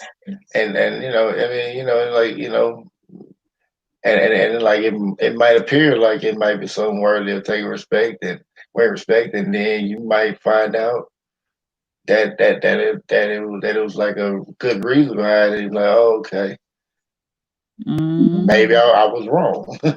And I mean, Right. You do not want to find out like that. Like, yeah, yeah, mm-mm, yeah. I mean, I have no problem admitting when I'm wrong. I mean, I think that's kind of like one of the things like I kind of had to learn. Because I mean, most people don't want to be wrong, and I get that. It's it's perfectly natural for people not wanting to be wrong. But I mean, I try to hold those on stakes if I have them, and if I don't know something, maybe I don't know, or if I was wrong about something, okay, okay, I was wrong about that. Okay, so now I learned something. Shoot, with these people, if they say I'm wrong, I'll be like, you are right. 'Cause I don't got the time to even argue that. Yep, you right. Think I'm a devil? Yep, you right. Think I worship say? Yep, you are right. Okay, you think I'm a nothing ass B? You is right. Now I can go on about my business because my piece is too expensive. That's what I learned. I do not care no more. You are right. You are right. Even when you wrong, I don't got time. Yeah, You're not about to trigger me into saying or I don't even know you. You are right. And I just go on about my business. I don't gotta see them tomorrow. right. They won't be at my channel because they right now. Right. You're right. So what do we have nothing else to talk about, right? Yeah, yeah. I was gonna say you say yeah. I was like yeah. I say yeah. You different. It's like cool people. So I was like yeah. I mean, I think once you probably like came back. I was like okay. You seem pretty cool. Like, hey, and you kind of just started coming back over. Like, okay, well, Mhm. and now it's just like I guess like whenever time you feel like interested coming up, you just come on up. But and I mean I appreciate everybody coming up because I was like, yeah, well, if I came up, I would probably had it and probably been maybe 15, 20 minutes, 30 minutes most. I'd be like, yeah, okay, well, I'm done talking. True. Shut I know, yeah. But I know you be having to work too, and so it's really cool when you do go live and I catch it live and I'm not too, Yeah. distracted with life. So Yeah, it's like I guess like the way I'm doing, I just try to just do it on the weekends where I'm most free, so that way I ain't gotta worry about trying to get up in the morning or something like that or whatnot. I could still do it, but it's just like it's kind of like I work, so I be wanting to just chill for the most part. And then right, on you don't top want of to that, burn yourself out. yeah. Then on top of that, I'm like checking out.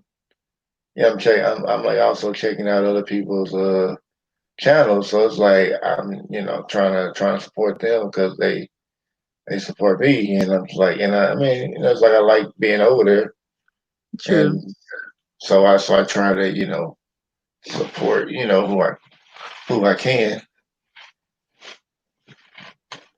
I but like to too. I just don't like when people come for me on shows. I'll be like, okay, that is enough. I had enough of YouTube for today.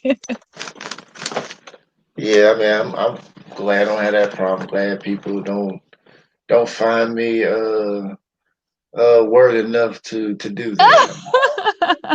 You're very mature, and you're good with people. So and you attract quality, people. They're people, I guess a people person or, you know, I they never really have see those myself a empathy. people. Yeah. Never really Oh, see myself a people person. well, maybe you just attract a whole bunch of people that's really not a people person. And I don't know. Maybe that's how we clicked. I I don't know what it is, but I don't know. You just don't have no drama, You I don't bother with it. Like I like would say no bullshit. the only time I would actually see any drama would be on YouTube or maybe at work because at work I can necessarily avoid that. But if it's like Yeah, anywhere else, like if it's like somewhere I don't have to deal with, it's just like how I move. I just don't deal with it. But it's like yeah, like work. You might not have to. If it's work, I may not be able to avoid it. Right. But Like just a couple of more hours and I'm clocking out of here. right,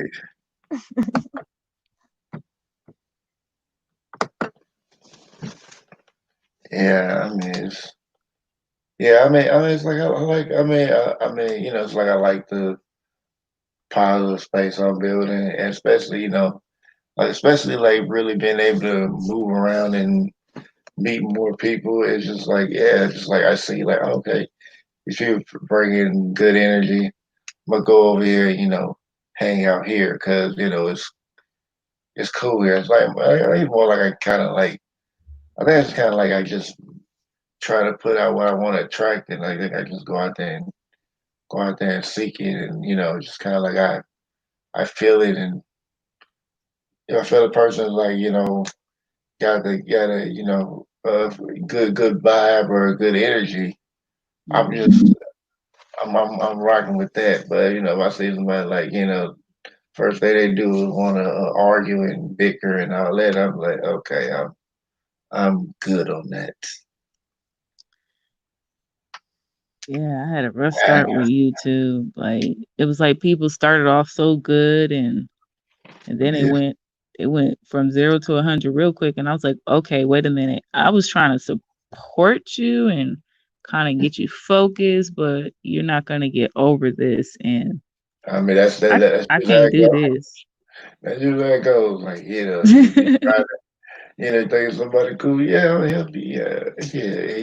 That's how Yeah, they we gonna get do so much. Yeah, and then next thing you know, it's like, nah, we ain't doing none of that.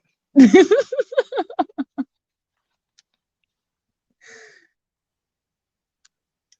Yeah. It's just like I just want to, just kind of like, I'm doing my own thing. It's just like everybody else, like have people who bring, unique, type of things that I just want to connect with those people. Like, you do your own thing. I mean, it's just, of course, I know. I mean, I can definitely say nobody is doing what you're doing. I can definitely say that. Oh my goodness. It's very unique. Yeah. Well, I don't know what to say to that, but yeah, I don't know. As long as it ain't got nothing to do with drama and I could be kind of entertaining, I think I'm doing something. Yeah. I just want a good vibe here. And I mean, I think people have come over, have done that, have brought a good vibes, and those who ain't bring good vibes, they just leave. They can't stay over here because I mean things kind of naturally X themselves out. Mhm.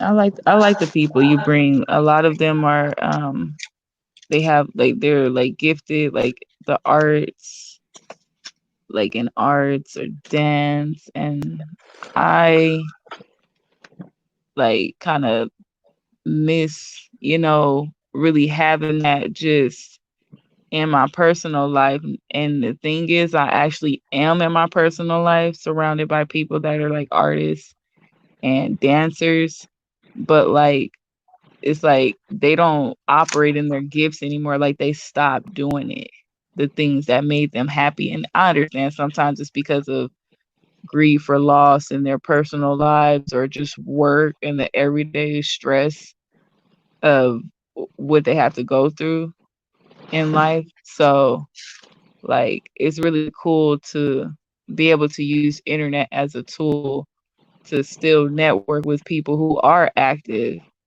and then like you can get active, doing your art or displaying your art or sharing with your art, or even just it's just even just being around people that are like that. It's just different, even online and even like in person, when you go to like an art event or an art gallery and you're just surrounded by artists displaying their work and you get to talk with them, and it's like really cool because you can just find out so much stuff you didn't know.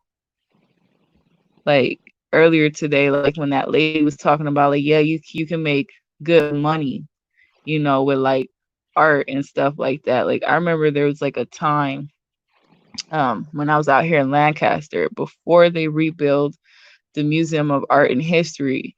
They had another art museum before that, and now it's a skateboard shop or whatever.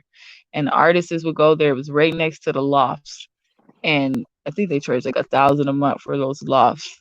And they had an art gallery. It was like the last one I went to, and this guy had these big old like pictures of landscapes framed up, real like really big. And I was like, how much are you selling those for? And he was like, $1,000, like one rack. I'm like, I was like, it looks beautiful. How did you do that? Like, how did you get it to look? It almost looked like the colors look inverted, And he had like a pretty frame around. I'm like, do people actually buy, these, and he was like, yeah, they really like, he was really selling them, and I was just like, well, like, how do I do that? And how do I learn how to do that? And I was like, cause I was like, dang, if I'm selling, if I learn how to do that and I'm selling stuff for like a rack, I'll be able to afford the artist loft over here that I want so bad, so I could do art, So it was like, and then like, I remember the first time I went into a domestic violence shelter. This one out here is actually co-ed. They got one for women and men. A lot of people don't know that. I think they the only ones that do that though, and they one of the first. And what ends up happening, the men stay on the whole another side of like the land, and then ours is from another side, and then the middle is like this like playground for where the kids can come and play and stuff like that. But anyway, we had this event, I think it was like around Thanksgiving or whatever. They give out like a Thanksgiving dinner or whatever. And I had brought my art portfolio. I had art with me, and I was showing people like, do you want to see my art? Like an icebreaker. And one lady, she saw it and she was like, yo, like you need to go to school for art. like college, you need to go to college for like art, study art. She's like, because my daughter does it, and like she gets to travel around the world. And she's like, hey, she used to draw like this and stuff like that. And I was just like, what? Like, and I'm looking at my art like it ain't nothing. You know what I'm saying? Because I'm like, this don't look like no stuff I, seen in school. Like, this ain't like on some Mona Lisa Shakespeare level. You know what I'm saying? And I'm like, Right. I need to be going to art class. You know what I'm saying? Like, so, but I don't know. I guess I really just never really believed in myself. And that, the things, I still struggle with that. But like, that's why I had mentioned my niece earlier. When I saw that, I was like, I know from all I'm 30 now, all these decades that passed, and I realized I don't want her to ever give up on art, because it can keep her out of so many pitfalls, and it just keep not only art is beneficial for money and lifting up other people and being able to travel the world, just to have that skill and be around people like that. It keeps you from being around people you don't need to be around. Keep you from, falling into like drugs, because at least you can escape through art and not through something else. You don't have nothing to escape to because you don't believe in yourself. You'll start to escaping things that could be destructive, so yeah, I digress. Did you digress and finish the sentence? Oh, oh no, you digress and finish the sentence. Oh no. I was like, I was gonna get into that, but Those are like how it's actually supposed to be used. I know, right? I'll be doing that. Like, I'll be doing that all the time. Like, hey, niggas don't even correct me. They don't even say nothing. They just let me be quiet. Oh yeah, oh yeah. It was like on every channel. Like I think me and this bitch better. We would make like a whole like that we made like so many jokes about this dude kept using the word digress to finish his sentence. Like he didn't know how it was used. I'm like, oh, I digress, and we just and and we just kept like fun because he we kept telling him you doing it wrong, and he kept doing it. But hold on. But let me see. Shay got a question up here. So have you ever been to the Black Art Renaissance Festival? I have not. I don't know if you have or not. I have No, I not never been heard there. of it. I like Renaissance. I didn't even know they had like black art. So they have like is that like black people in the Renaissance? Like I always see like black Renaissance stuff. Is they like they dressed up like the Renaissance? But I like that era of fashion. I don't think it meant that Renaissance. It might be talking about like a whole like different might be referring to like kind of like the Harlem Renaissance, something like that. No, I ain't never heard of it. Usually when I go to like black events, they always invited me to like church and koinonias and like they, always celebrating the Lord and all that. To get not saying nothing wrong with it, but I ain't know black people was, you know. Oh no, no. Yeah, let me know. Like I know, like we that was like we had like an art festival where it was like not art festival, art crawl that was just for black people where I'm at in Nashville. It's called the Jefferson Street Art Crawl. So we would have like Well, just like stuff for like black artists to showcase their art. Like certain had like what certain businesses would have their businesses open to people. Like they would probably close their businesses just to show like black art like once a month. They used to have like on every fourth Saturday. But I mean, of course, with they used to have a business like that, called the Renaissance out here. I don't know if they still out here because I can't find a building because I stopped going, but I don't know if it's the same as like it wasn't no festival, of course not. It wasn't a festival, but hey, Shay, if you still here, I don't know if you want to come up or not and explain the Black Art Renaissance Festival to us, but if you can, or if you can put it in the chat, explain in the chat, that would be cool, so we can get a better understanding of it. yeah, that sound pretty dope. I ain't never heard of nothing like that. I didn't know black people was, doing You know, festivals and stuff. what did you think we've been doing out here? I don't even want to disrespect y'all like that.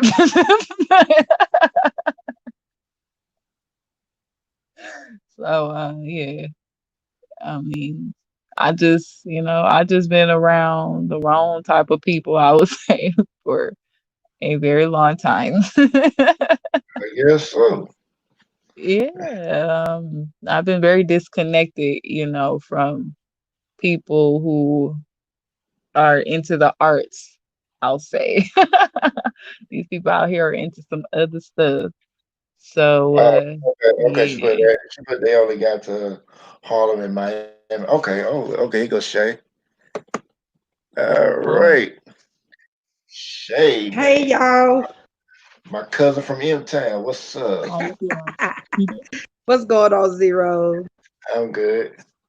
And is your name pronounced Lua? I hope I'm pronouncing it right. Yes, that's Okay, Lua. fine. Okay.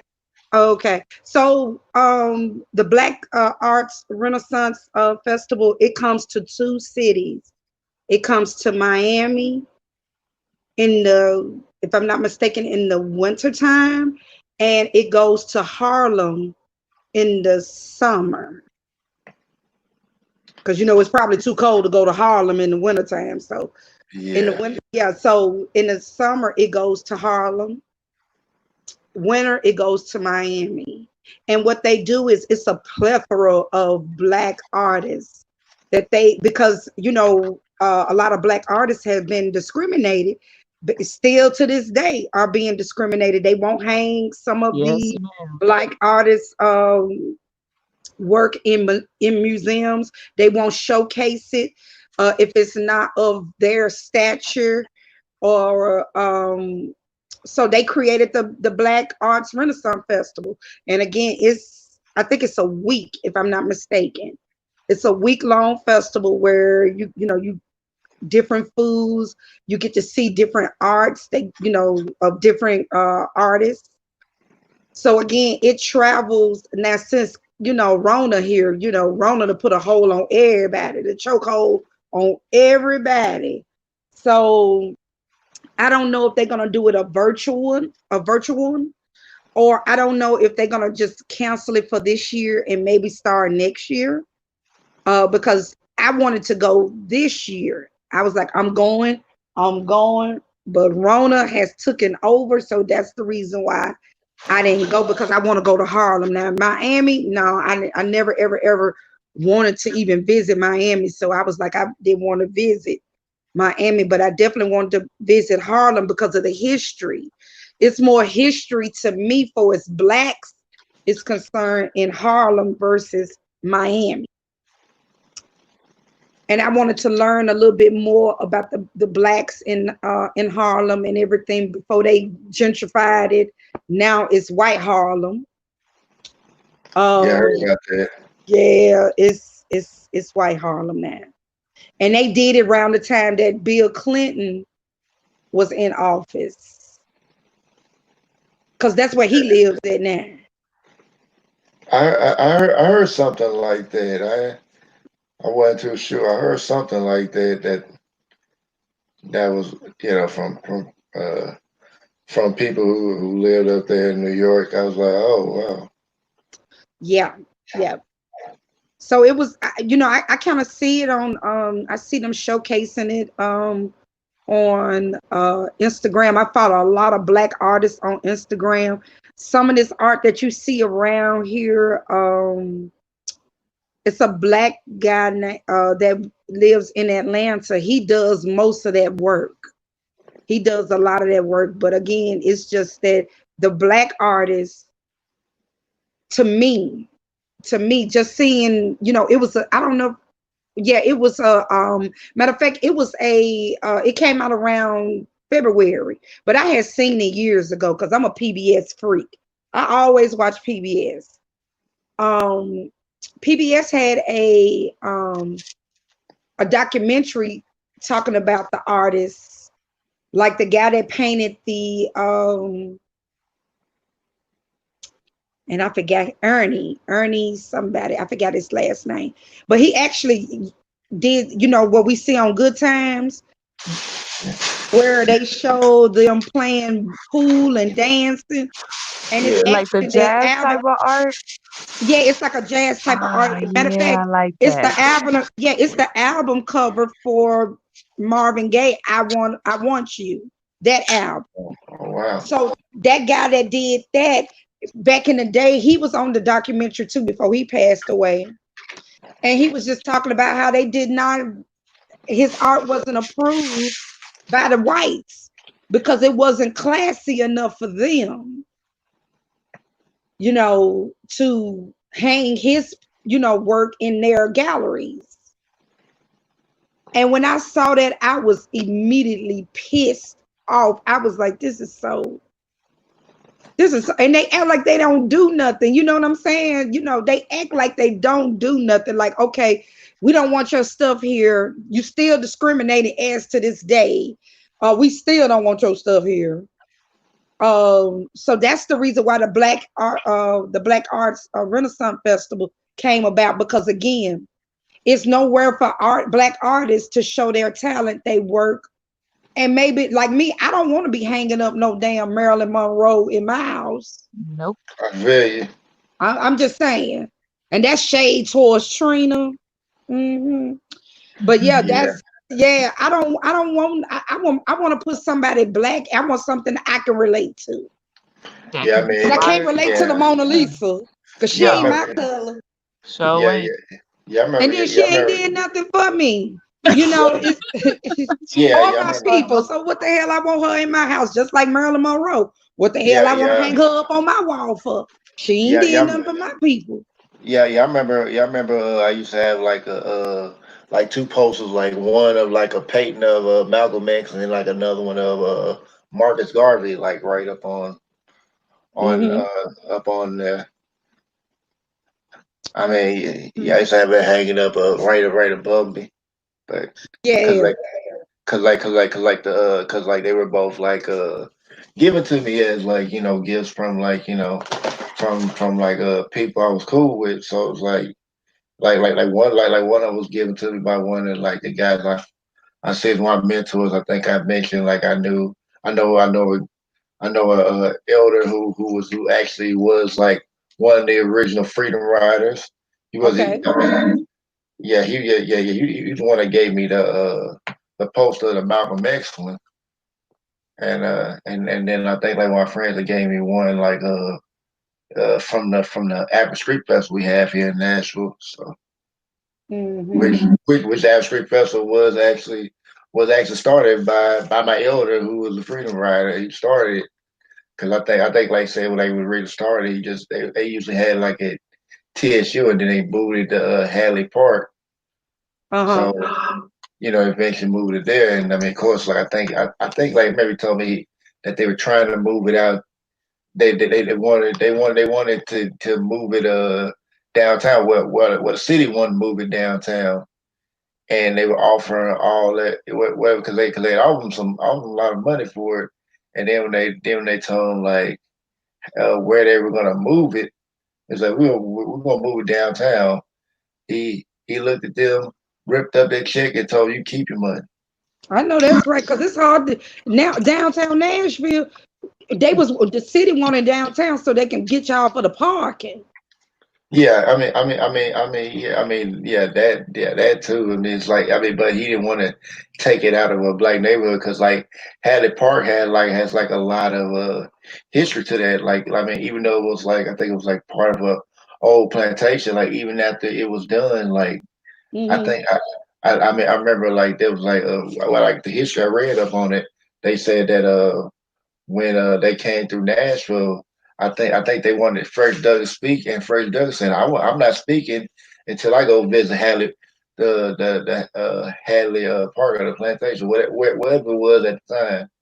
You Uh-huh. know, if he said if he couldn't go there, he wasn't gonna go speak. So he so so he went down there to to meet the black folks there to talk with them, and then I think he did speak. He did speak there, but I mean, but it's just like that part has a lot of history. That's like a really important historical place for black folks there. I Hmm. mean, I was kind of surprised like how much Black history actually did happen in Nashville that Right. that don't get talked about. Yeah, that's true. That is true. It's a lot of history there that does it because it's overshadowed with the country music.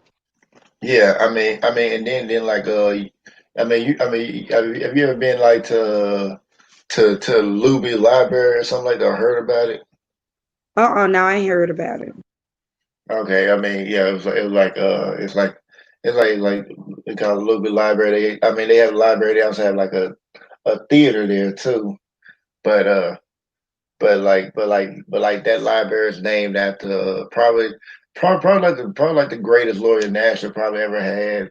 His name was Alexander Z. Luby, which he was which he pretty much knew the law like the back of his hand. He knew like all laws like from memory. Like he was so good at it. I think like even like some of the white judges had like secretly snuck me in like to ask them like for what law is which because they ain't fully remember it. So they probably come in sneaking me in and ask them what law fits where, and then after they tell them, then they sneak him back out, pay him $100, and send him on his way. Hmm. You know, Hmm. probably tell him not to go Hmm. say nothing. Yeah, And that part. Yeah, Yeah. and I mean, like even the civil rights movement, he was getting a lot of like the protesters out. You know, he was making sure everybody was good and all that. And Hmm.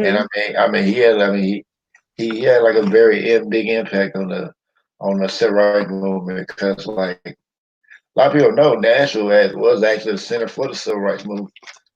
Yeah. I didn't know that till my elders told me, but till the elder told me. But I was Hmm. like, wow, I was like, I didn't know like Nashville had such history. But yeah, but I think after a certain point, like he was, It got since he was laying overshadowed by the down. country music because when you say Nashville, country Yeah, music, that's the first thing yeah, come to my oh mind. yeah, oh yeah, yeah. Country music And ain't then doing like them when like you say Memphis, the first thing come to folks' mind is Graceland. Elvis Presley. Yeah, Graceland. Yeah, yeah. I don't like. Like and now I'm gonna say I this. don't like I'm I'm Elvis I'm Presley. I'm sorry. I'm gonna say this because I've been running up on a lot of YouTubers, black YouTubers, doing reaction videos to Elvis Presley. What? Yeah. Yeah. So I had like a couple of them that I've been running into doing reaction videos to Elvis Presley. I just politely, quietly unsubscribe. I mean, Yeah, because I'm looking at you like clown. Mr. and Mrs. Bozo. that's what I like about about Memphis, boy. Y'all I'm like, what in the like hell is you doing a reaction video to Elvis? y'all the most pro black people I've ever met ever. I was like, yeah, y'all Yeah, like it's it's a like lot of black. it's yeah. Yeah, that's why I was telling people, yeah, the police department in Memphis has a relationship with the community, Yeah, yeah. now they do because it's a lot of black officers on there. So therefore you're not gonna see too many Memphis killing too many folks. You're not gonna see that. If Oh you yeah, do, it's gonna be because they got shot at. yeah. Oh yeah, It ain't gonna be for no random stuff like just because. yeah. I think, and like to go back to to lawyer. Like I think if you do hear anything about Allen Luby, you'll probably hear about the bombing of his house. Like it was like I think he said like one day he was sleeping in there, cleaning through some Molotov cocktails in his house, and after it burned, he kind of changed that house to a certain way. Where he had to change the windows where they couldn't just easily throw it in there. Mm-hmm. And I mean, from what I heard they kind of messed with him, but like talking about like the officers, I remember Elder, he was telling me because like a lot of these stories I know about, like a lot of like the black years that came from him because I think he was around and he knew a lot about it. He was telling me like after World War II, like after like soldiers went home and everything like that, and like and the police officers were we're messing with these black veterans, and instead of like going out peacefully, they didn't go out peacefully. They fought back with the cops and took them out, and and mind you, this is like the 50s. Yeah. This is the 50s, so like it's like yeah, black people killing white officers, you thinking like they about to get the death penalty. Ain't no way out of that. Right. And Alexander Luby got him off. Mm. Self defense. Uh-huh. Black lawyer in the 50s got two Right. other black men that killed white officers. Self defense got them Mhm. off. See?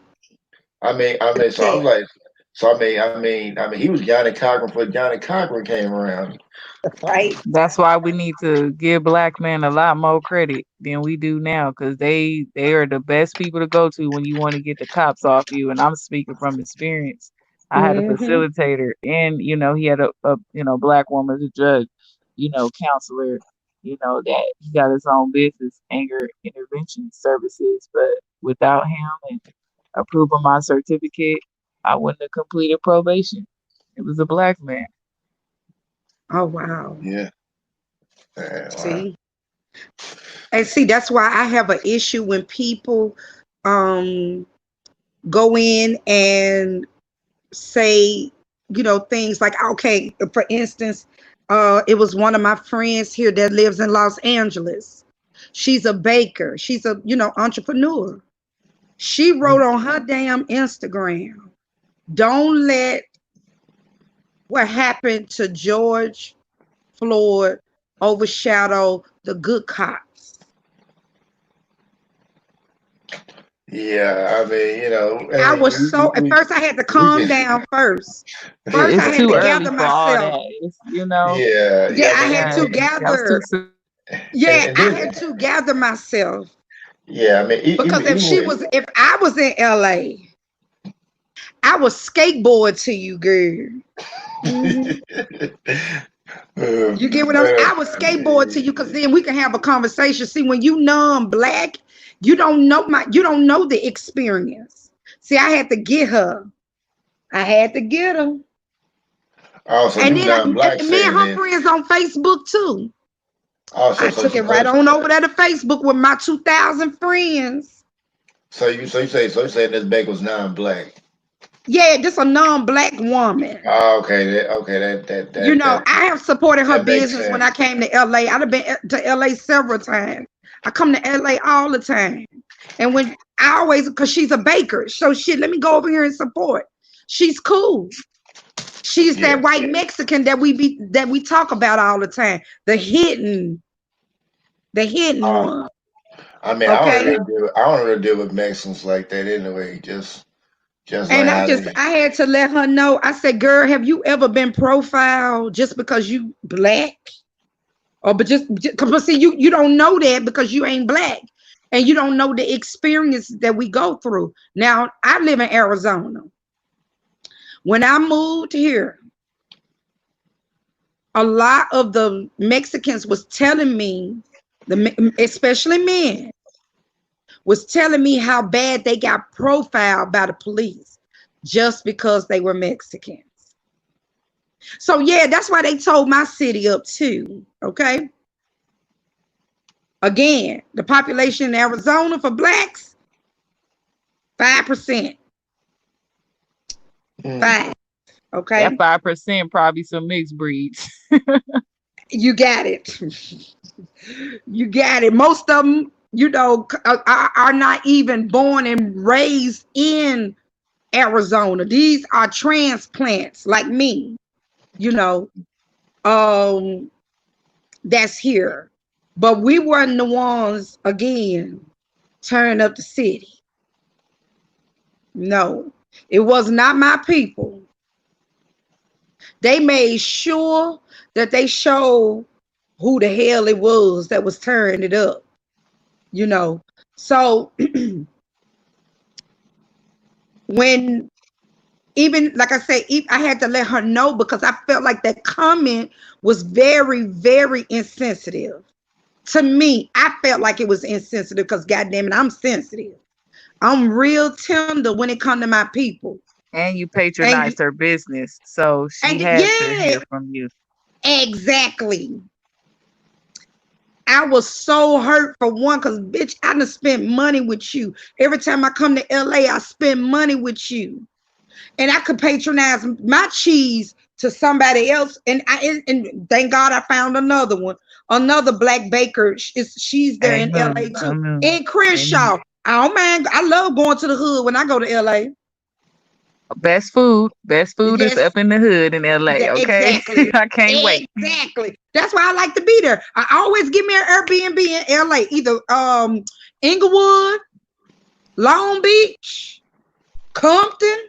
Yes. What? I don't give a damn. I feel right at home because hell, I was born and raised in the hood. Yes. So when she did that, y'all, I was so angry. I had to just pump my brakes for a minute and then let me write this out clearly to her, because people was, clapping back at her. My people was clapping back at her. Again, you will never understand our experience This ain't just started when George got killed. It's just that George was the sacrificial lamb to get shit popped off like it is. So that now motherfuckers see we ain't playing. We'll tear your shit up. Since y'all didn't hear us all the time with Trayvon, Eric Garner, Tamir Rice, even Breonna. Because it kind of overshadowed Breonna. Everybody was mostly focused on George. Breonna, what, died after George or before George? I think before. I think she passed away before him, like a couple of days before him. Then the young man in I didn't Tacoma. see her until after. I didn't see her story until after, and I didn't really get but to she see the died story. before I saw him. pictures. Yeah, she died They before did like him. a slideshow. But now they passed a law under her, because you know Kentucky is a Commonwealth state, and everybody pretty much know what Commonwealth states. They pretty much write their own damn rules. Okay, that's why you never want to get in trouble in a Commonwealth state, especially if you are black or a man, a people of color. You don't want no beef in a Commonwealth state. Period. Because see, that's when they're gonna hang you out to dry. Again, a lot of these books that's on the a lot of these laws that's on the books, they need to be changed. They ain't never been implemented. And I hold some of these black politicians as well. When we vote you in office, we ain't voting you in there to sit up there and look pretty. We need you to be up there to make change.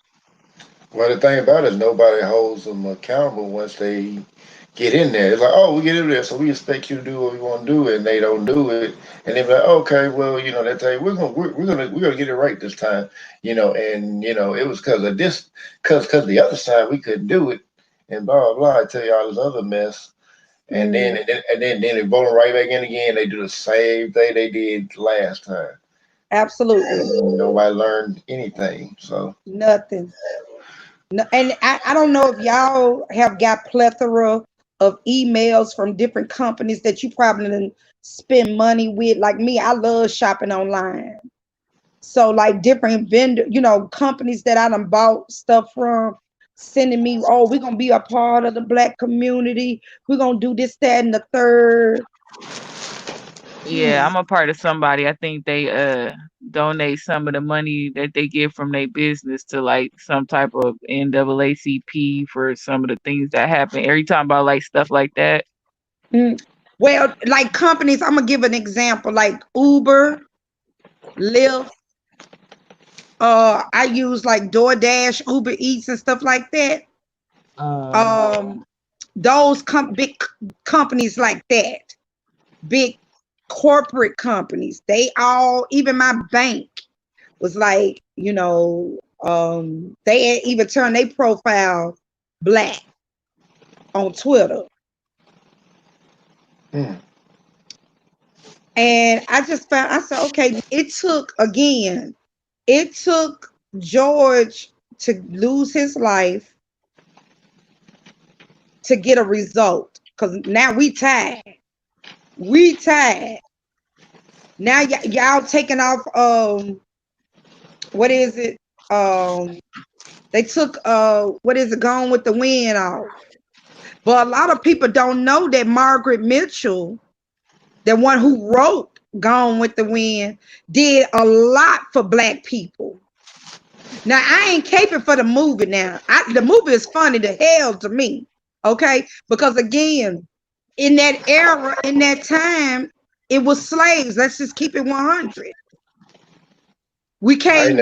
I ain't never seen the movie, so I don't know what. Okay, the movie, it ain't dealing with it. It's not like how can I say it? They was very destituted, the whites, when the war came. And it was like the slaves and the slave owners, they had to coexist. They had to love on one another, because again, that's all they had, because the South had got destituted due to the war. So a lot of people didn't have no money. They was just pretty much messed up. Okay. But again, they credit and they name got them where they at. You get what I'm saying? That's what happened. But Margaret Mitchell, the one who actually, the lady that wrote the movie, she donated a lot of money to Morehouse. A lot. If you go back and do the history again, like I told you, I'm a PBS freak. I love PBS. She had to donate the money in secret because she did not want the people in her community to know that she's donated to HBCU. Well, this is a black person? No, she white. Oh, okay. She white. But she dead now. But a lot of her estate went to Morehouse. Okay. A lot of her, when she died, a lot of her, most of her money went to a donation. You know how when they, leave here, they won't give their children nothing. We're gonna give you $20. But this $1 million gonna go over here to the cat and dog fund. Yeah, they probably, you know that You know what I'm children are saying? mad too. Yeah. Come on, that's my inheritance. You gave it to these Negroes. Well, they said Bill Gates doing the same thing too. He ain't leaving his fortune to his kids either. He gave them a certain amount of money, like make it do what it do. Right. So you better build you better build your foundation like I had to. Here's your head start. Say more than what I got. Yeah. Yeah. So that's like one of the things that, like I say, it's a lot of history. Another thing, I don't know if I told you about the Devil's Punch Bowl. I think I was telling Yeah, I told somebody. Was I telling you about it? Yeah, you that's talking about it. yeah. I finally found the article on my Facebook page. Mm.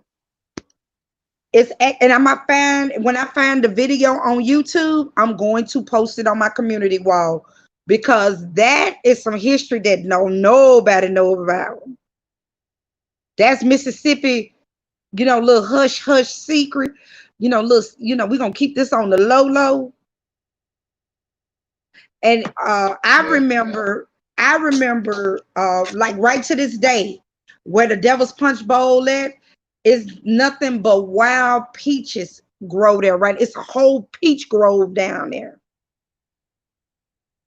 Nothing but peaches. Oh, wow. And the peaches are huge. Like huge. Nobody, a lot of people, they put a fence around and you can't even eat the peaches off there. You get caught touching them peaches over there, you going to jail. Ooh, peach cobbler. Wow. Hey, I told some friends, y'all, about that. That's real conscious. Like I said, my Facebook page, honey, I got some old militants on my Facebook, okay? I have to like tone down from them for a minute. I come peek on them every 3 months, and see if they still in the land of the living. But yeah, when I put up the article about the Devil's Punch Bowl, it's where when they abolished slavery. Yeah. Mississippi, those sharecroppers down there did not want to let go the slaves because they didn't, they ass wasn't gonna get out there and sharecrop. So they needed them.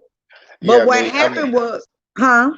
I was gonna say I don't know if I mentioned this to you before, but the original 13th Amendment, had like 20 sections, which were, actually conditions that were actually fair for black people. They even had like land set aside for black people. So, we were gonna get that 40 acres of mule, and then when Lincoln was assassinated, all of a sudden that document disappeared, and then next thing you know, come back, got 2 sections. They took out most everything. It's like where like it was supposed to give us freedoms, and then it didn't. Right. And I mean, I've been meaning to do a video like just showing like where you can find it, cause like where I found it was on the Library of Congress website, cause this is like something that was like a scan from the old book. So like the way it was written, yeah, it was scanned from an old Hmm. book. So it's actually it's actual proof. I mean, it might have, I mean, it was scanned probably even it probably was even typed too, because like they trying to read all that cursive they did back then. It probably been hard. I don't think they had typewriters at that point in time. It No, might they have. was doing hand. Yeah, They was doing it by hand. I didn't think so. Yeah, Hmm.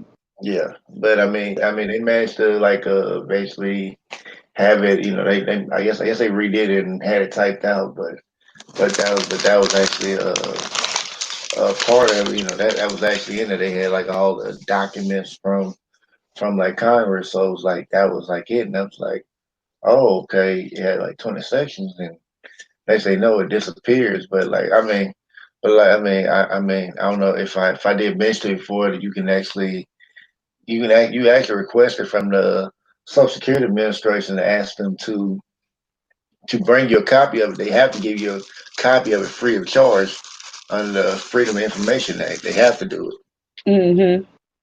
so Okay. they can't deny you that. Hmm. So, Yeah, it's when I tell you that history and out here in Arizona, they ain't just waiting to Black History come. They showing it. Again, I got to see a lot when I moved out here on the West Coast and was like, well, damn, the Mexicans and the damn natives was treated just like us, well, I mean, especially the natives. some natives was. I was like, oh my God. When I saw that, I said, ooh, we. Cause like when they had like the George Washington plantation exhibit, which was like which like George Washington's family, which that was George Washington's original last name, Washington. Uh-huh.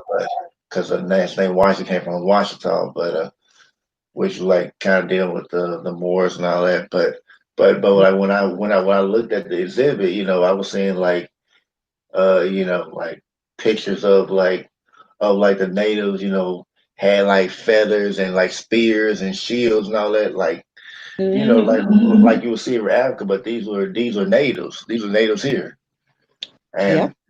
and then you would then I think I seen like trees and all that. Then I would see like half of George Washington's family, half of them were dark skinned people. Hmm. I was like, hold on, half his family Moors. Okay, that's why you allowed to use that last name Washington, cause like because ain't no Caucasian allowed to use the last name Washington or Turner. Like anybody that Caucasian has it now, like they don't have that last name anymore. Hmm. Yep. Yeah, so I mean, it's just like a lot of it's like a lot of history of ours that like people don't know. Like it's like thinking about it was like even when like George Washington came over, there was a fully functioning government, and there were presidents like during that time. Like I mean, it just wasn't mentioned. Like if you ever paid attention, like in history class, they had like these articles of confederation, which for some reason I was kind of odd. They mentioned for a second and they never really got into it. But I was like, okay, I see why. Because then you would have to start explaining, okay, well, it had these, or why weren't these put in play, or were they put in play? And Hmm. then when you start trying to, go into that, then you have to start explaining. Then you have to start explaining, like, okay, these were going to play, but then it's like, okay, there's nothing about the people who were in there before George Washington. So now you got to try to explain something that you on information left out. So it's just like, okay. Hmm. so that they keep doing that, because I mean there were so-called black presidents. I would say so-called because like black wasn't really a term that was used for us until, I mean, it was like black was something that was used in the 1800s to try to separate us and not in the take away our identity, just like the term African American, Negro, and all that. They use different names to try to keep that away from us. Because like if you ever look at the term African American, they put a dash in it, and it's like we put a Yeah, dash hyphen. in it. Yeah, if you hyphen it, that means you're putting it as a title. And you're saying like you're African American, your title, then that kind of tells you that you don't belong anywhere. It's just like that was just a slick way of doing that. And Yep. I mean, I just looked at it like, But and it's they kind don't of call them European American or white American.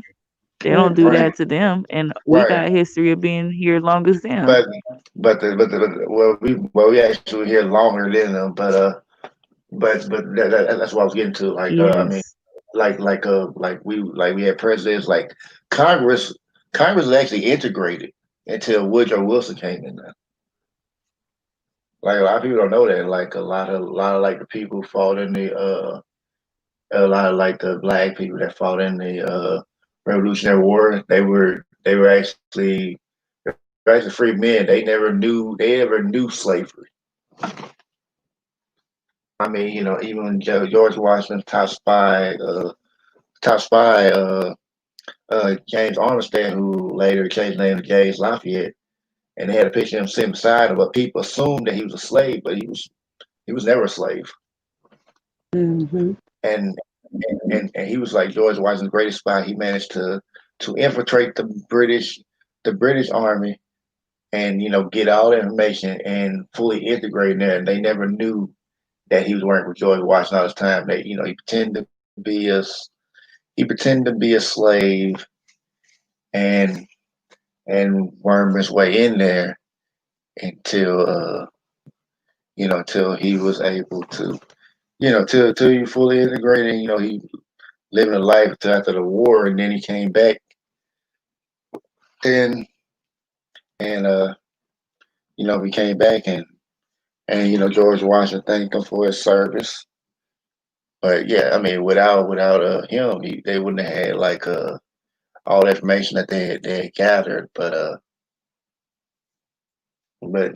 yeah, I mean, there were like other black figures, and I remember there were that like Glenn Beck had actually did like a special on. I was kind of surprised. Like he did a special on a long time ago. It was called like they call it like the Black Founding Father or something like that. Cause like one of my friends that told me about it, he was saying just look up, Glenn Beck Founding Fathers, and I didn't know what I was expecting. And when I seen that, I was like, oh, okay, that's what he wanted me to see. And I checked it out, and I mean, and everything they talked about in there, I looked up just to make sure that it was actually what it said, and and everything lined up, like the everything that they talked about could be looked up and proven. So I was actually surprised to see that. Oh wow, okay, these that we did. I mean, I knew like we were there, but know how much of a role we played and actually have it being proven. It was pretty interesting to see that. So yeah, I mean we had a lot to do with that. I mean, like even like the Battle of Bunker Hill with Peter Salem. Like if you look at the picture of the Battle of Bunker Hill, he's like the black dude in there. They try to say he wasn't the black dude, but he was. It made it look like he was hiding behind a white man, but he wasn't. He was just fighting alongside him. And he actually was the hero of Bunker Hill, because without him taking out the commander of that of the I guess of the arm of the regiment that they were fighting, or the group, Right. what happened to call him. If he didn't take him out, and like kind of like say that the person was giving out the orders, then they probably wouldn't have won the battle of Bunker Hill. So yeah, I mean, it's like a lot of history. Like our people have a lot of history here that we just don't know. And I remember earlier today I was looking at one of the YouTubes that I like. He's a DJ, he has his own channel, DJ Music.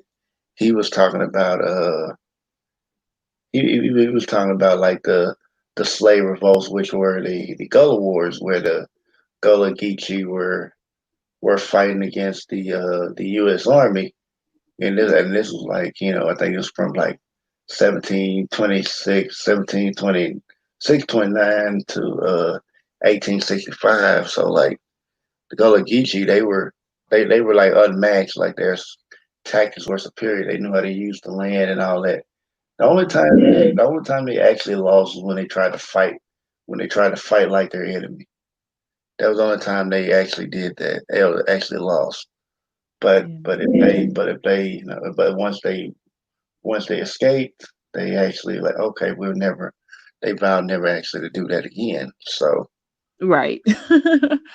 yeah, so yeah, I mean, it's like they fought U.S. Army. They were actually dominating against them because they couldn't beat them. Like even like they finally against Andrew Jackson, who he was trying to beat him. They kept beating him every time, and his only victory was when he attacked a village full of women and children.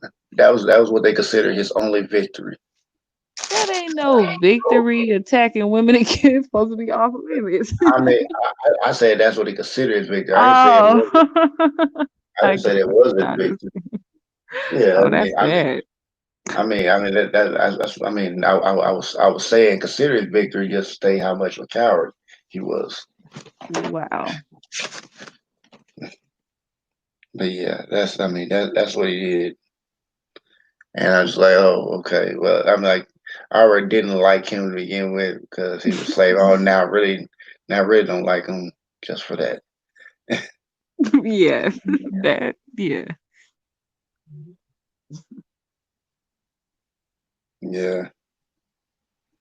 Okay, Shay. Yeah. So she was talking about phone was dead, so that's why she just dropped out all of a sudden. That phone to get you know get on StreamYard. Yeah, boy, if you wear your phone better, if you wear your battery out. Yeah, it's better to switch to like a laptop. Have your charger nearby. Yeah, yeah. Hopefully we'll still be on when Shay comes back. But yeah, but, but yeah. It was like so much. I'm like, cause it was surprising to see Glenn Beck actually talking about it though. Cause I was like, it's just like, okay, I don't expect this to come from him, but I was like, well, if it's information, like I don't care it's come from. If it's something like, I can actually learn from, okay, cool. Even if I don't like it, it is what it is. And I remember I was talking to somebody who I was cool with, but it kind of, I was kind of thrown off by, his comment, his response. Response like when I told him, like, I said, hey, you should check that video out. And when I told him like it was Glenn Beck that did it, he's like, no, you can't trust Glenn Beck. He always lies. All that. He's like, oh. And I'm just like, no, he's not lying because I looked it all up. And I was like, and I was trying to tell him, like, yeah, I'm like, I get how you feel about him. I'm not saying I like the guy. I'm saying he brought some information that you could learn from. Yeah. And he was like, well, not gonna listen to him, and pretty much at the end it just came down to he wasn't gonna listen to him because he just doesn't like him. It had to do with whether or not he had the information. If he didn't have bring the information or not. or something he could, learn or benefit him. He just didn't like because he just chose like to make how he feels about him, you know, hinder what he hinder what maybe it could help him. Maybe it's just like something he could learn or something like that. But it hindered him from it. So I was like, well, you didn't want to. I was thinking like you didn't want to take information because it came from somebody you don't like, which I think is kind of silly for anybody to take that stance, like especially something you might have wanted to know, or maybe something you could have been interested in that you could have taken with you, but you decided no, I don't want to do this because I just don't like this person. That's how you miss out on your blessings, Yeah, yeah. I was like, oh, okay. It's like, oh, you really didn't care. You really didn't care. I was like, okay, just all right. Well, fine. I mean, it's kind of like this one time I was at a church and there was like this older gentleman and I remember I was telling him about like how like Trump and Hillary Clinton are 19 cousins because it was actually proven in the Washington Post. So I told him about it and I was like, so you can look it up and he was like, okay. And then I think maybe a week or two later, it was like sometime later, I bring it back up and he's acting, he gave me like the same response he gave before. And I'm just like, okay, uh, did you look it up? He's like, no, I had a chance to. Wow. Pretty much, I had to find the article, show him that so he could read it, and then after he read it, he looked at it, he read it, down to everything else, and then after all that was said and done, dude literally told me, after reading this, I don't believe it. I'm like, oh wow, you said that about facts? I found that the actual fact. I was like, okay, you said I don't believe it about a fact. All right. I was like, I just couldn't believe it. I was like, he said, I don't believe it. That's what got me. I was like, okay, you don't Yeah, believe it. I've been dealing with somebody like that. I had to just go ahead and cut them off because I was just like, okay, so we're not gonna go anywhere with this and what I'm talking about, and sharing with you a certain type of knowledge. And it's like I'm done. You I know. mean, I mean, I mean, it wasn't even like we were close or anything like that, but I was just like, it's like I kind of, it's kind of like, okay, this is kind of conversation. Now, if you want to read it, okay, that's fine. If you don't want to know, okay, you don't want to know. But I mean, I'm giving you, information to make up your own mind now.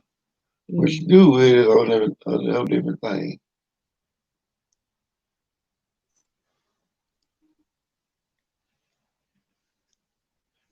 So yeah,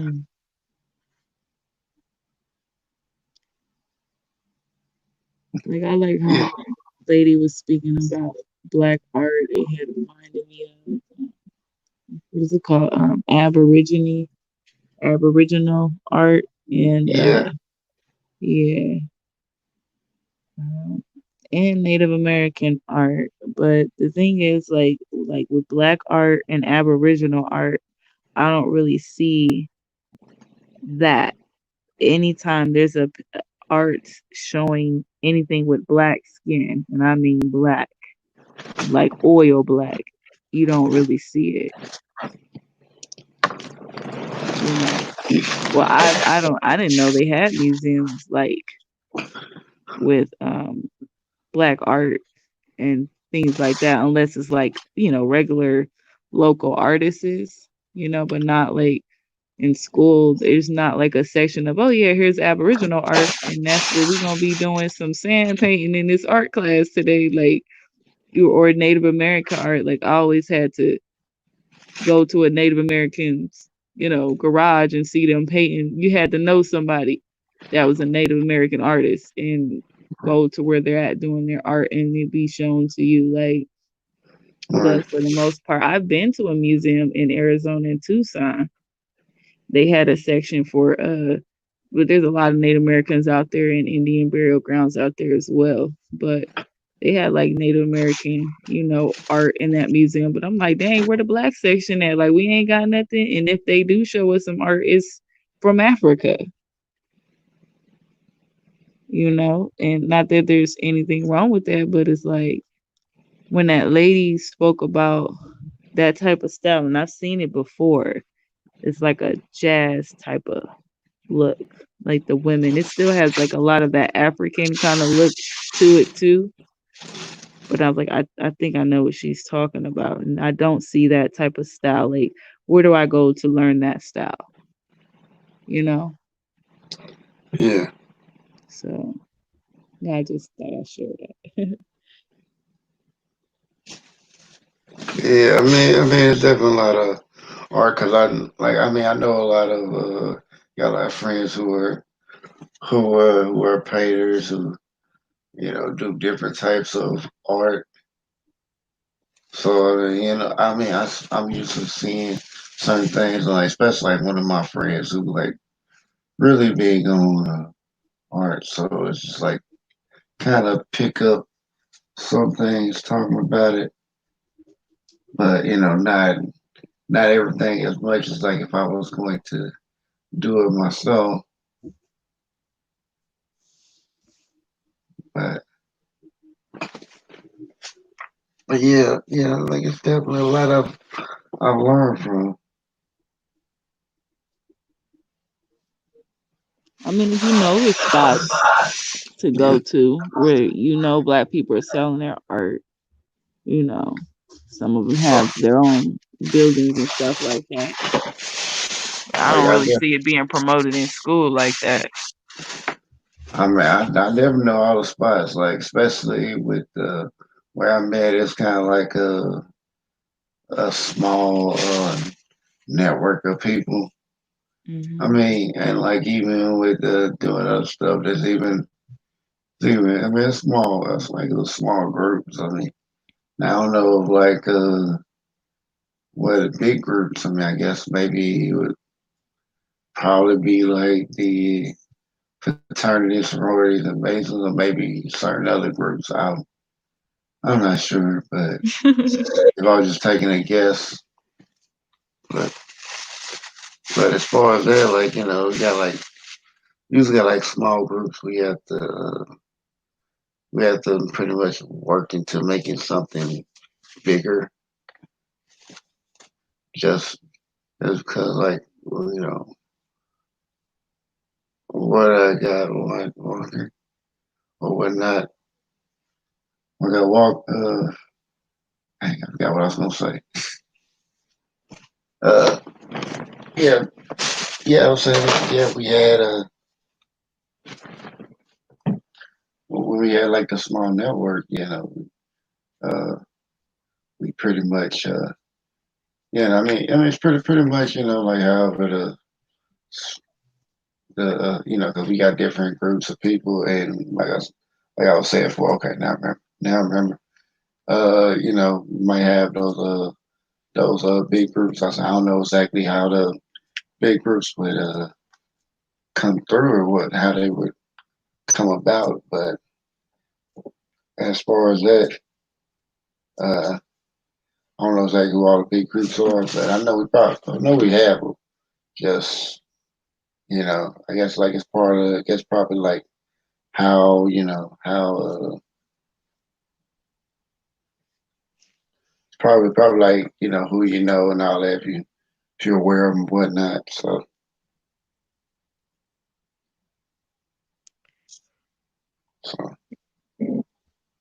I remember when I was on the reservation, part of the Navajo reservation, I believe it's called Kaibato. And I was talking to my friend who had invited me, and I went with her and this other Native American boy. Oh, they got so mad that they brought a black girl to one of their little prayer things. But anyways, um, I remember she had told me like there was people like me on the reservation at one time. And she said like basically she was talking about black people, but they wasn't my color. They was black like oil. She said they were so dark skinned that when they saw them, they would lick their fingers and rub their skin to see if the color would come off because they thought they was covered in oil. Hmm. So, and the crazy thing is, I had a dream when I was on the reservation, and this is when I was staying in Arizona. I was going to the Job Corps in Tucson. And when I had got back we both had got back to the Job Corps, I had a second dream and just kept it to myself. I probably wouldn't even admit it on this panel. I don't even want to start nothing. But Go ahead. Don't. You yeah, I can. would do that on my channel. Yeah. Yeah. Yeah. I So mean, I yeah. won't You do don't that. have to. Yeah, I won't do that. But let your mind wonder about that. But for the most part, I will say in that dream, that basically what she told me was true because I ended up dreaming about them people that was on that land. And and they did see them people on that land, but she's leaving out something about that. You know, and I ended up having to dream about what she left out. So I'ma just end it at that. Okay. Yeah. Say you gonna say you'll live in my wonder, huh? Yeah, they're gonna All have to right. figure that out. All right. Yeah, I mean, that's just like definitely like a lot. Here's about it, and I heard like a lot of these cities are actually named after our people. Just names that you wouldn't normally see in English. That was I heard that was like kind of like little like maybe cities or certain states that were named after certain black people. I heard like for example, Tuscaloosa. I heard Tuscaloosa. Yeah, Tuscaloosa was named after a 6 foot dark skinned Native American. Wow. Yeah, I mean, it's like a lot of like these like cities are actually named after us, but Yeah, I've heard of that. uh, I think don't they be performing there in there having concerts where in Tuscaloosa, however you say it. I don't know if they do or not. I mean, I'm not. I had to look it up. I know I heard somebody mention that in a song or something or on stage. But So I but don't it's know. but as far as that, like like even the term America, like a lot of people don't know, like the term America, or I guess like French term America, uh, it actually means it literally means bricks and mortars. I didn't That's know that. Yeah. I mean, yeah, you can look it up. It's French for bricks and mortars, land bricks and mortars. I never thought to look it up in another language. I've always looked it up in breaking it up, I mean, I mean, breaking I the mean, word up. I mean, even with the spelling of it, you still spell the same way, like because like Exactly. You're right. You're right. yeah, yeah, I mean, still spell the same way, so you can probably still look it up. But it's like I was Yeah, like, I'm still, yeah, I gotta see it for myself because when yeah, you yeah, oh yeah, see oh it for yeah, yourself, it's just in there in your mind. Nobody could yeah, tell you any different after that, yeah. you I mean, know? it's something you can easily look up. I mean, I think you just have to look at the etymology of it. Yeah, it'll show you. Cause I was like, okay. Cause I had one of my friends tell me that same thing, so I looked it up, and that's what I found.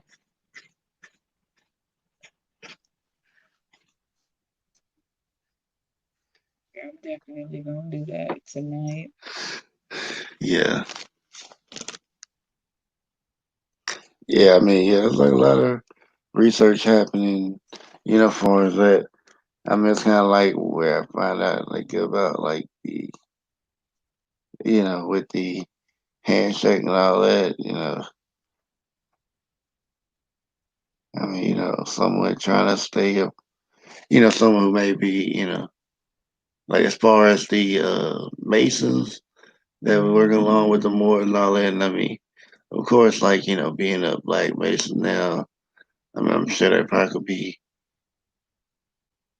maybe easier or harder depending on what happens. But, as far as, dang, I was trying to remember where I left off at. uh, dang, I'm trying to remember where I left off at. Oh man, I lost my train of thought.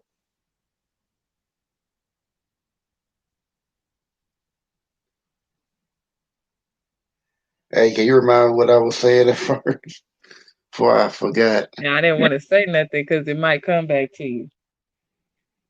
Um, you was talking about America and the etymology of it, and then something Yeah. about Moors. Um, Oh yeah. Okay. Now I remember. Okay. Yeah. Lost train of thought. Got back on the train. Okay. Got back on the train. Okay. Yeah. Yeah. Like even with the Masons and all that. Like even like the black ones. It's. I mean, of course, like that's it's like it's different stuff going on, and of course, like there was black Masons because of I think it was because of racism and whatnot. right. But as far as that, I mean, I mean, it's just like it's so much there, and I know like the boards have like their own like knowledge, but as far as like more scientific, I mean, as far as I'm concerned, I haven't seen anything that actually kind of that kind of like shows like okay, they're actually trying to help us like more scientific. They're trying to use the old ways because the Moors were the original people here, and Mm-hmm. and I mean they are recognized by law. Like, but the thing about it is, it's like those who claim to be Moor are not using what they know. Not use what they know like to actually build themselves up. So it's like they're Feeding trying the to. purpose. Well, yes, defeating the purpose. Then they trying to. I mean, they really trying to get over on people, Mm-hmm. and they trying to get over, it, and they don't fully know everything they need to know, and they trying to, we got this knowledge, and even if they do have it, they're keeping themselves and the ones that are trying to, just give it out and trying to really help people. They're the ones True. being attacked. They'll monetize it, and then the people really trying to help can't really help. They being used kind of like that. Well, I don't know if but no, it's just pretty much No, nothing like that. Okay, I was just making uh, sure. uh, uh, okay. 'Cause people do be I, scheming. I'm just saying. I mean, I mean, I I don't know mean, nothing about that, but yeah. okay. My face, like I can tell you. All right, but yeah, as far as that, like, it was pretty much like people are people that were that like I said they were using I guess they were trying to use the trying to not trying to trying to yeah, I mean, it was scheming. They were trying to get money out of people and all that, but then people that weren't trying to do that, and then like those people who actually had knowledge that were trying to give it out to people. They were kind of worried about the ones who were scheming because they were really trying to because they worried about what they were going to do to them. So Exactly. so so as far as that, they couldn't necessarily come out and do it. And when I was talking to people who were kind of in there, who was like who was dealing with the Moorish Science Temple, she had went and asked she'd asked some of the elders there. I guess she had some kind of connection with them, whatever. And she had asked them like, what were the any temples that reflected Noble Ali's idea of what the Moorish science what temples should look like, Right. and they said no, there What? wasn't. Yeah, no, Wow. That's yeah, wow. yeah. I was like, kind of makes sense because it just seems like a lot of people when they try to claim they doing it seems like so all they're doing was like scamming. Like I think maybe the only temple where I'm at is probably like the only one that's actually trying to do it right. Yeah. So I mean, yeah, yeah. I mean, it's just kind of crazy. It's like okay, because like even the ones that were talking about, oh yeah, they talking about they against more science temple, and then they say, oh yeah, well we got the real information, blah blah blah. Then once you go there, you get into a little bit, then you see the same trick, just different, Right. same trick, different disguise, I guess, or different, same trick done a different way, and it was just like keep going till you run into somebody who actually knows it. But I mean, as far as that, yeah, The water, you got to get past the watered down version of stuff just to get to yeah, the root or to the no, concentrated of no, ain't no, it. no, ain't no watered down version. It's just Oh, it's like just it ain't it at all. It's I mean, I was just saying like as far as that, like they I mean they're just they're trying to they're just playing off of people. They're trying to scam as much as can. They trying to do the black preacher hustle pretty much, right. but they're trying to do it with Islam. So it's like, oh, we're doing Islam, so we're not like the preacher, like, but you're still doing the same hustle because you're still scamming people. We're not the same in the way we get money out of somebody. My lip service ain't the same as in the Christian. This the lip service. You don't know nothing about this. No, it's the same. It's the same, the same you heard before. It's just just different religion. The crazy thing is, like I'm, so much in ignorance and doing my best to just find truth, in this world. Because there was a time I didn't even know. I had never heard of a Moor, and it was actually my son's dad, my youngest. He had told me, he a mature man, and he had told me about the Moors when I first met him. Now my son just turned 7, so this was like 7 years ago, not that long ago. And I was like, "What's a Moor?" And he was like, "Go ahead and look it up." And I just saw these like paintings of like these black people like in royal stuff, and I'm like, "What?" Like 7 years ago, I really still thought that we were like slaves. Like that was our beginning. Like that's what I was like, I didn't know niggas was royal and stuff. But Like that's how Black history starts. not like they actually they say, oh yeah, well you were Egyptians once, and then they always started off from I didn't slavery. even know that, Zero. I wasn't even able to connect the two with that. I remember I had seen the name in history books, but I didn't know what it was, and they never really taught it in school. So I was like, oh, I seen the name. I was like, okay, and I'm thinking like, okay, they probably get to it at some point, but they never got to it. They famous for skipping chapters, aren't they? Yeah, I was like, there's like a whole bunch of chapters they done skipped. I was like, wow, okay. Huh? Yeah, them questions on the test ain't gonna have nothing to do with you. Christopher Columbus, and who won this war? Like, Well, I think Christopher Columbus had actually got chased out after he probably tried to take over because it's just like it's like I didn't like the way your history tells like, oh yeah, Chris Columbus, he knew how to navigate the seas. I'm like, no, he didn't. No, wasn't nobody who was pale skinned knew how to knew how to navigate them do seas. that. They would have been lost in sea. Okay, look what happened to the Titanic. No, stop.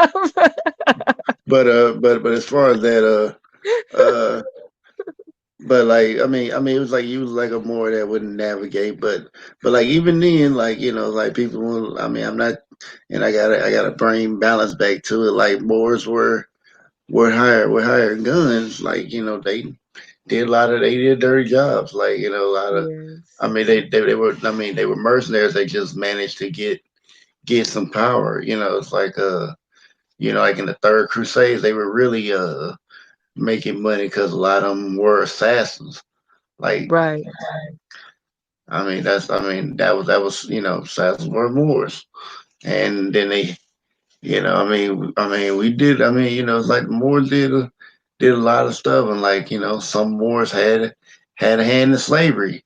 I don't like saying that, but I they saw did. some of them paintings. I saw some of them paintings, okay? I was a bit like they Yeah. had some white and black slaves. I don't know if it was true, but from me looking Oh, at that piece of art, that's what it looked like to me. Like it didn't have no caption or nothing. I'm like, well, I'm well, confused.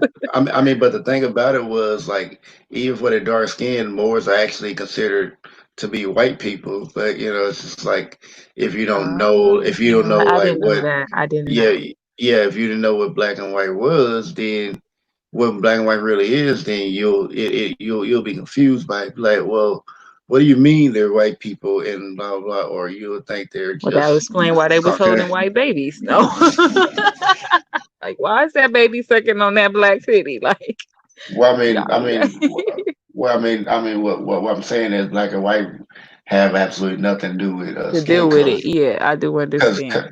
cause like if you're gonna talk about black and white, like it's like we're considered people with darker skin are considered black, but ain't nobody really the color of black, and That's nobody very true. who's like who's pale skin, who's like Caucasian, they're not really white. Exactly. You just say light skinned or dark skinned or something. Even then, it's like white and black are just like social status is like if you're black, you're at the low. Shadow You, property. Yeah. and like with like white is like supposed to be like the top. So if you ever look up the term free white person, then the I Black never Law thought to Force even put Division. that together. I'll definitely have I to mean, I do mean, that. if you ever look up term free white person in the Black's Law Dictionary, fourth edition, and they'll have like a whole list of groups that are considered free white persons. Hmm. So these are considered white people. Of course, like the Moors are on there because they'll say like Northern Africa and all that. But I I mean, never knew that. I told you I don't know nothing about no Moors. All I saw was paintings, and that's it. yeah, I remember one time I see when I was working construction, they were like, asking what's your ethnicity and all that, and like what's your race, and like, and when I see white, they had like Caucasian, Northern African. I was like, oh man, I was okay. And I was like, I'm almost put that in. I was like, yeah, so more like it's like I mean, and I get it. A lot of when I when I when I ask when I tell people, you tell people about it, like say, oh yeah, well we consider white. Well if I say like, oh I'm not black, if I say I'm white or something like that. Well, what do you mean? What do you mean Yeah, you? I do What do that. Yeah, I you do that in Spanish. Like, I don't yeah, like, don't call me, negra yeah, or negro, even though I'm starting to learn that's not really what's, bad when I start really learning yeah, about but yeah, nega. But yeah, I yeah. I prefer mean, yeah, moreno. but yeah, Which is yeah, yeah. I know. morena. Yeah, yeah, I know. But like when I tell them, they was like, "Oh, you think you're Caucasian?" I was like, "No." Oh, I never knew that. But Ah. I mean, Caucasian kind No, of you're right. became. 'Cause I do see white Okay, people can I? wearing that Okay, more okay, attire. okay. Can I finish? I'm sorry, go ahead. Yeah, you be. I be trying to get. I mean, I get you No, excited. I never knew that. So when you're telling me, it Yeah, just came to yeah. me, and I'm like, is that I what that mean, is? no, no, no. I mean, they. I mean, like I said, like white has race had nothing to do with them. Like I mean, in that time, they were Yeah. actually in that time, like when the Moors were run, they were actually the Caucasians were actually the black people, and Wow. and, and the Moors were the white people. Because like the only thing that was considered close to being them colored black was the term blackamoor. That was the closest you can say, like as far as being black. But but yeah, I mean, of course, like they eventually worked their way in there and became considered white people.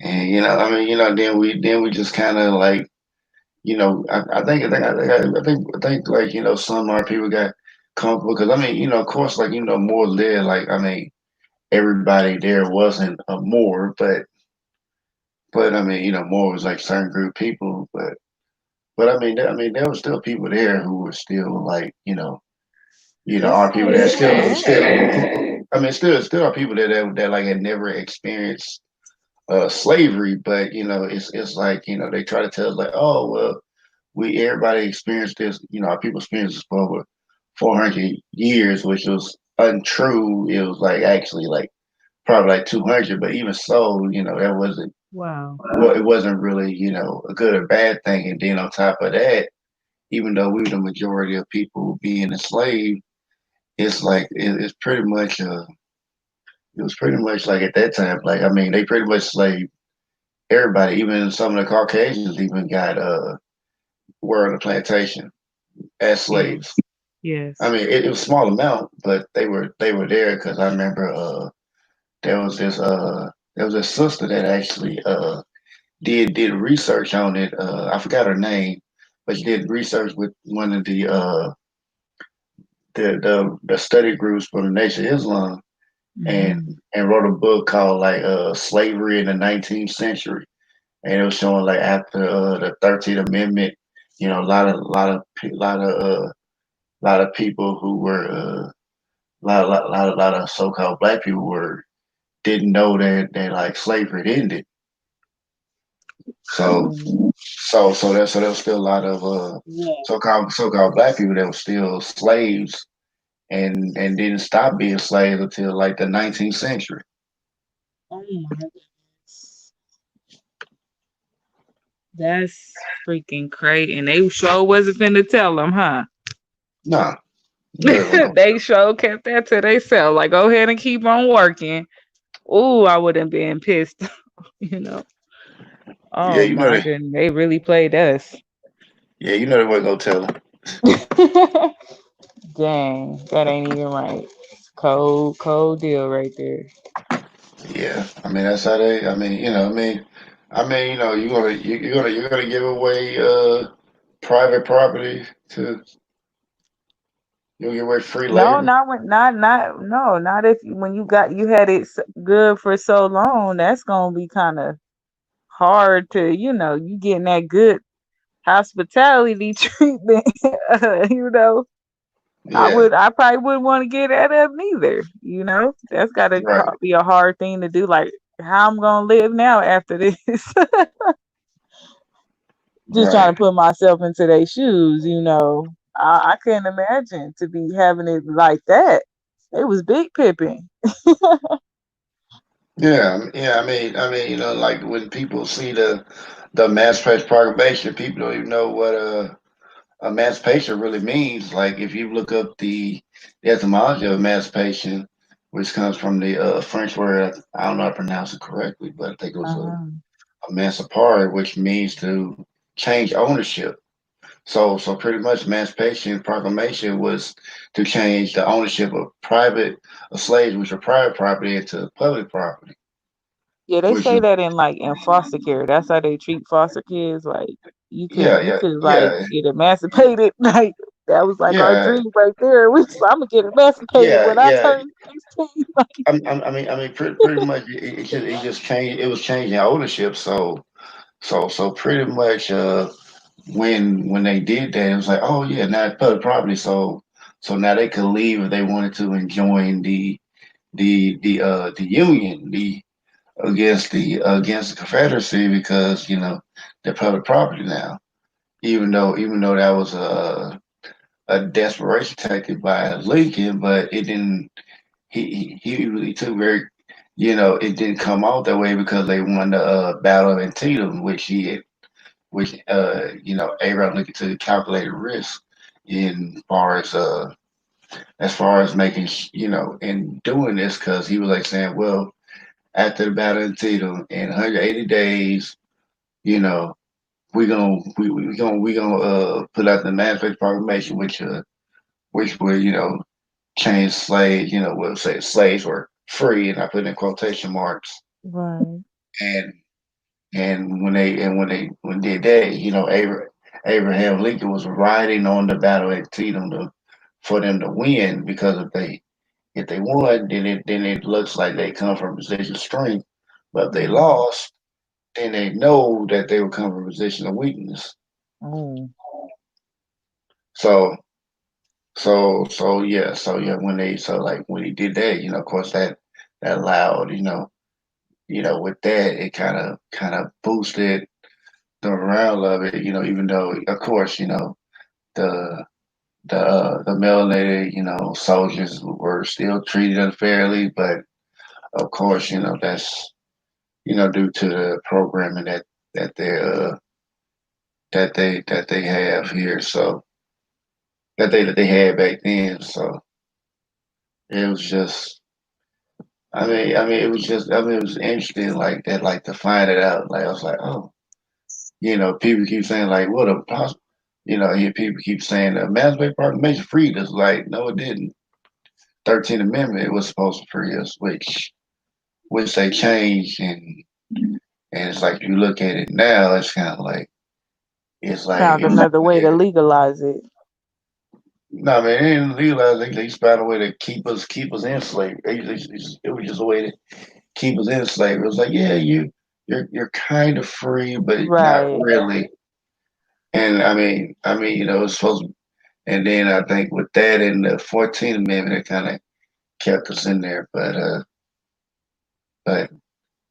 with 13th Amendment, like if they had it the way it was, it would be a lot fairer. But Mhm. because they didn't want to do that, and I'm pretty sure like They they was looked at being that petty. shit. I'm pretty sure that the congressman was looking at that and said, no, we're not doing none of that. Go ahead and get rid of that, and just Yeah. write something down that we can all agree on and do Hmm. that. So yeah, as far as that, yeah, and it's just, it's just so much because there's so much about history that we still, that like a lot of people still don't know. But but as far as that, yeah, I as I would keep going, but I'm starting to feel Yeah, I'm just sleepy too. Like it was definitely a pleasure, speaking with you. It always is. I'm Yeah, glad we had this discussion. yeah. I might do like maybe something like this. I might do that, and then maybe a quiz or something for that. But I figure it out in the morning. All right now. Well, good Yeah. night, Zero. All right. Good night, Lon. All Detroit. Let right, me take go. care. Yeah, I'm gonna try to give some shout outs. Thank all y'all for coming through. Yeah, shout out to Detroit, Thalia, shout out to Shay, Marilyn, Purple Love, Shalana Back to the Basics, Zany's Cuisine, uh, Love Blake, Ciova, let's see, Tierra, let's see who else came through. Satara, let's see. Michael Carter, and oh man, how you doing, Toure? I don't know if that's your full name, so I'm gonna say Toure. Hey, boy, you came in late, right? When I'm about to get ready to end it, but yeah, I'll probably have something tomorrow. I'm gonna try to schedule it. I kind of like this in the bridge builder. Kind of make it a free flowing conversation. So I think I may do more of these. If y'all wanna come around tomorrow, I will try to have one a little. I try to have one a little earlier though, so have more time to talk. But it's about like 3.5 hours. I think I've done a lot of a lot of information doing that. So yeah, yeah. I'm about to go ahead and shut it down. I appreciate everybody for coming through, and I will see y'all the next one. I hope to see y'all around. I appreciate y'all support, and maybe tomorrow we'll have it. If anybody wants to come on, this is open panel, free flowing, and just here to connect. So wholeness, bound vibration, people, and I see y'all guys later. Have a great night.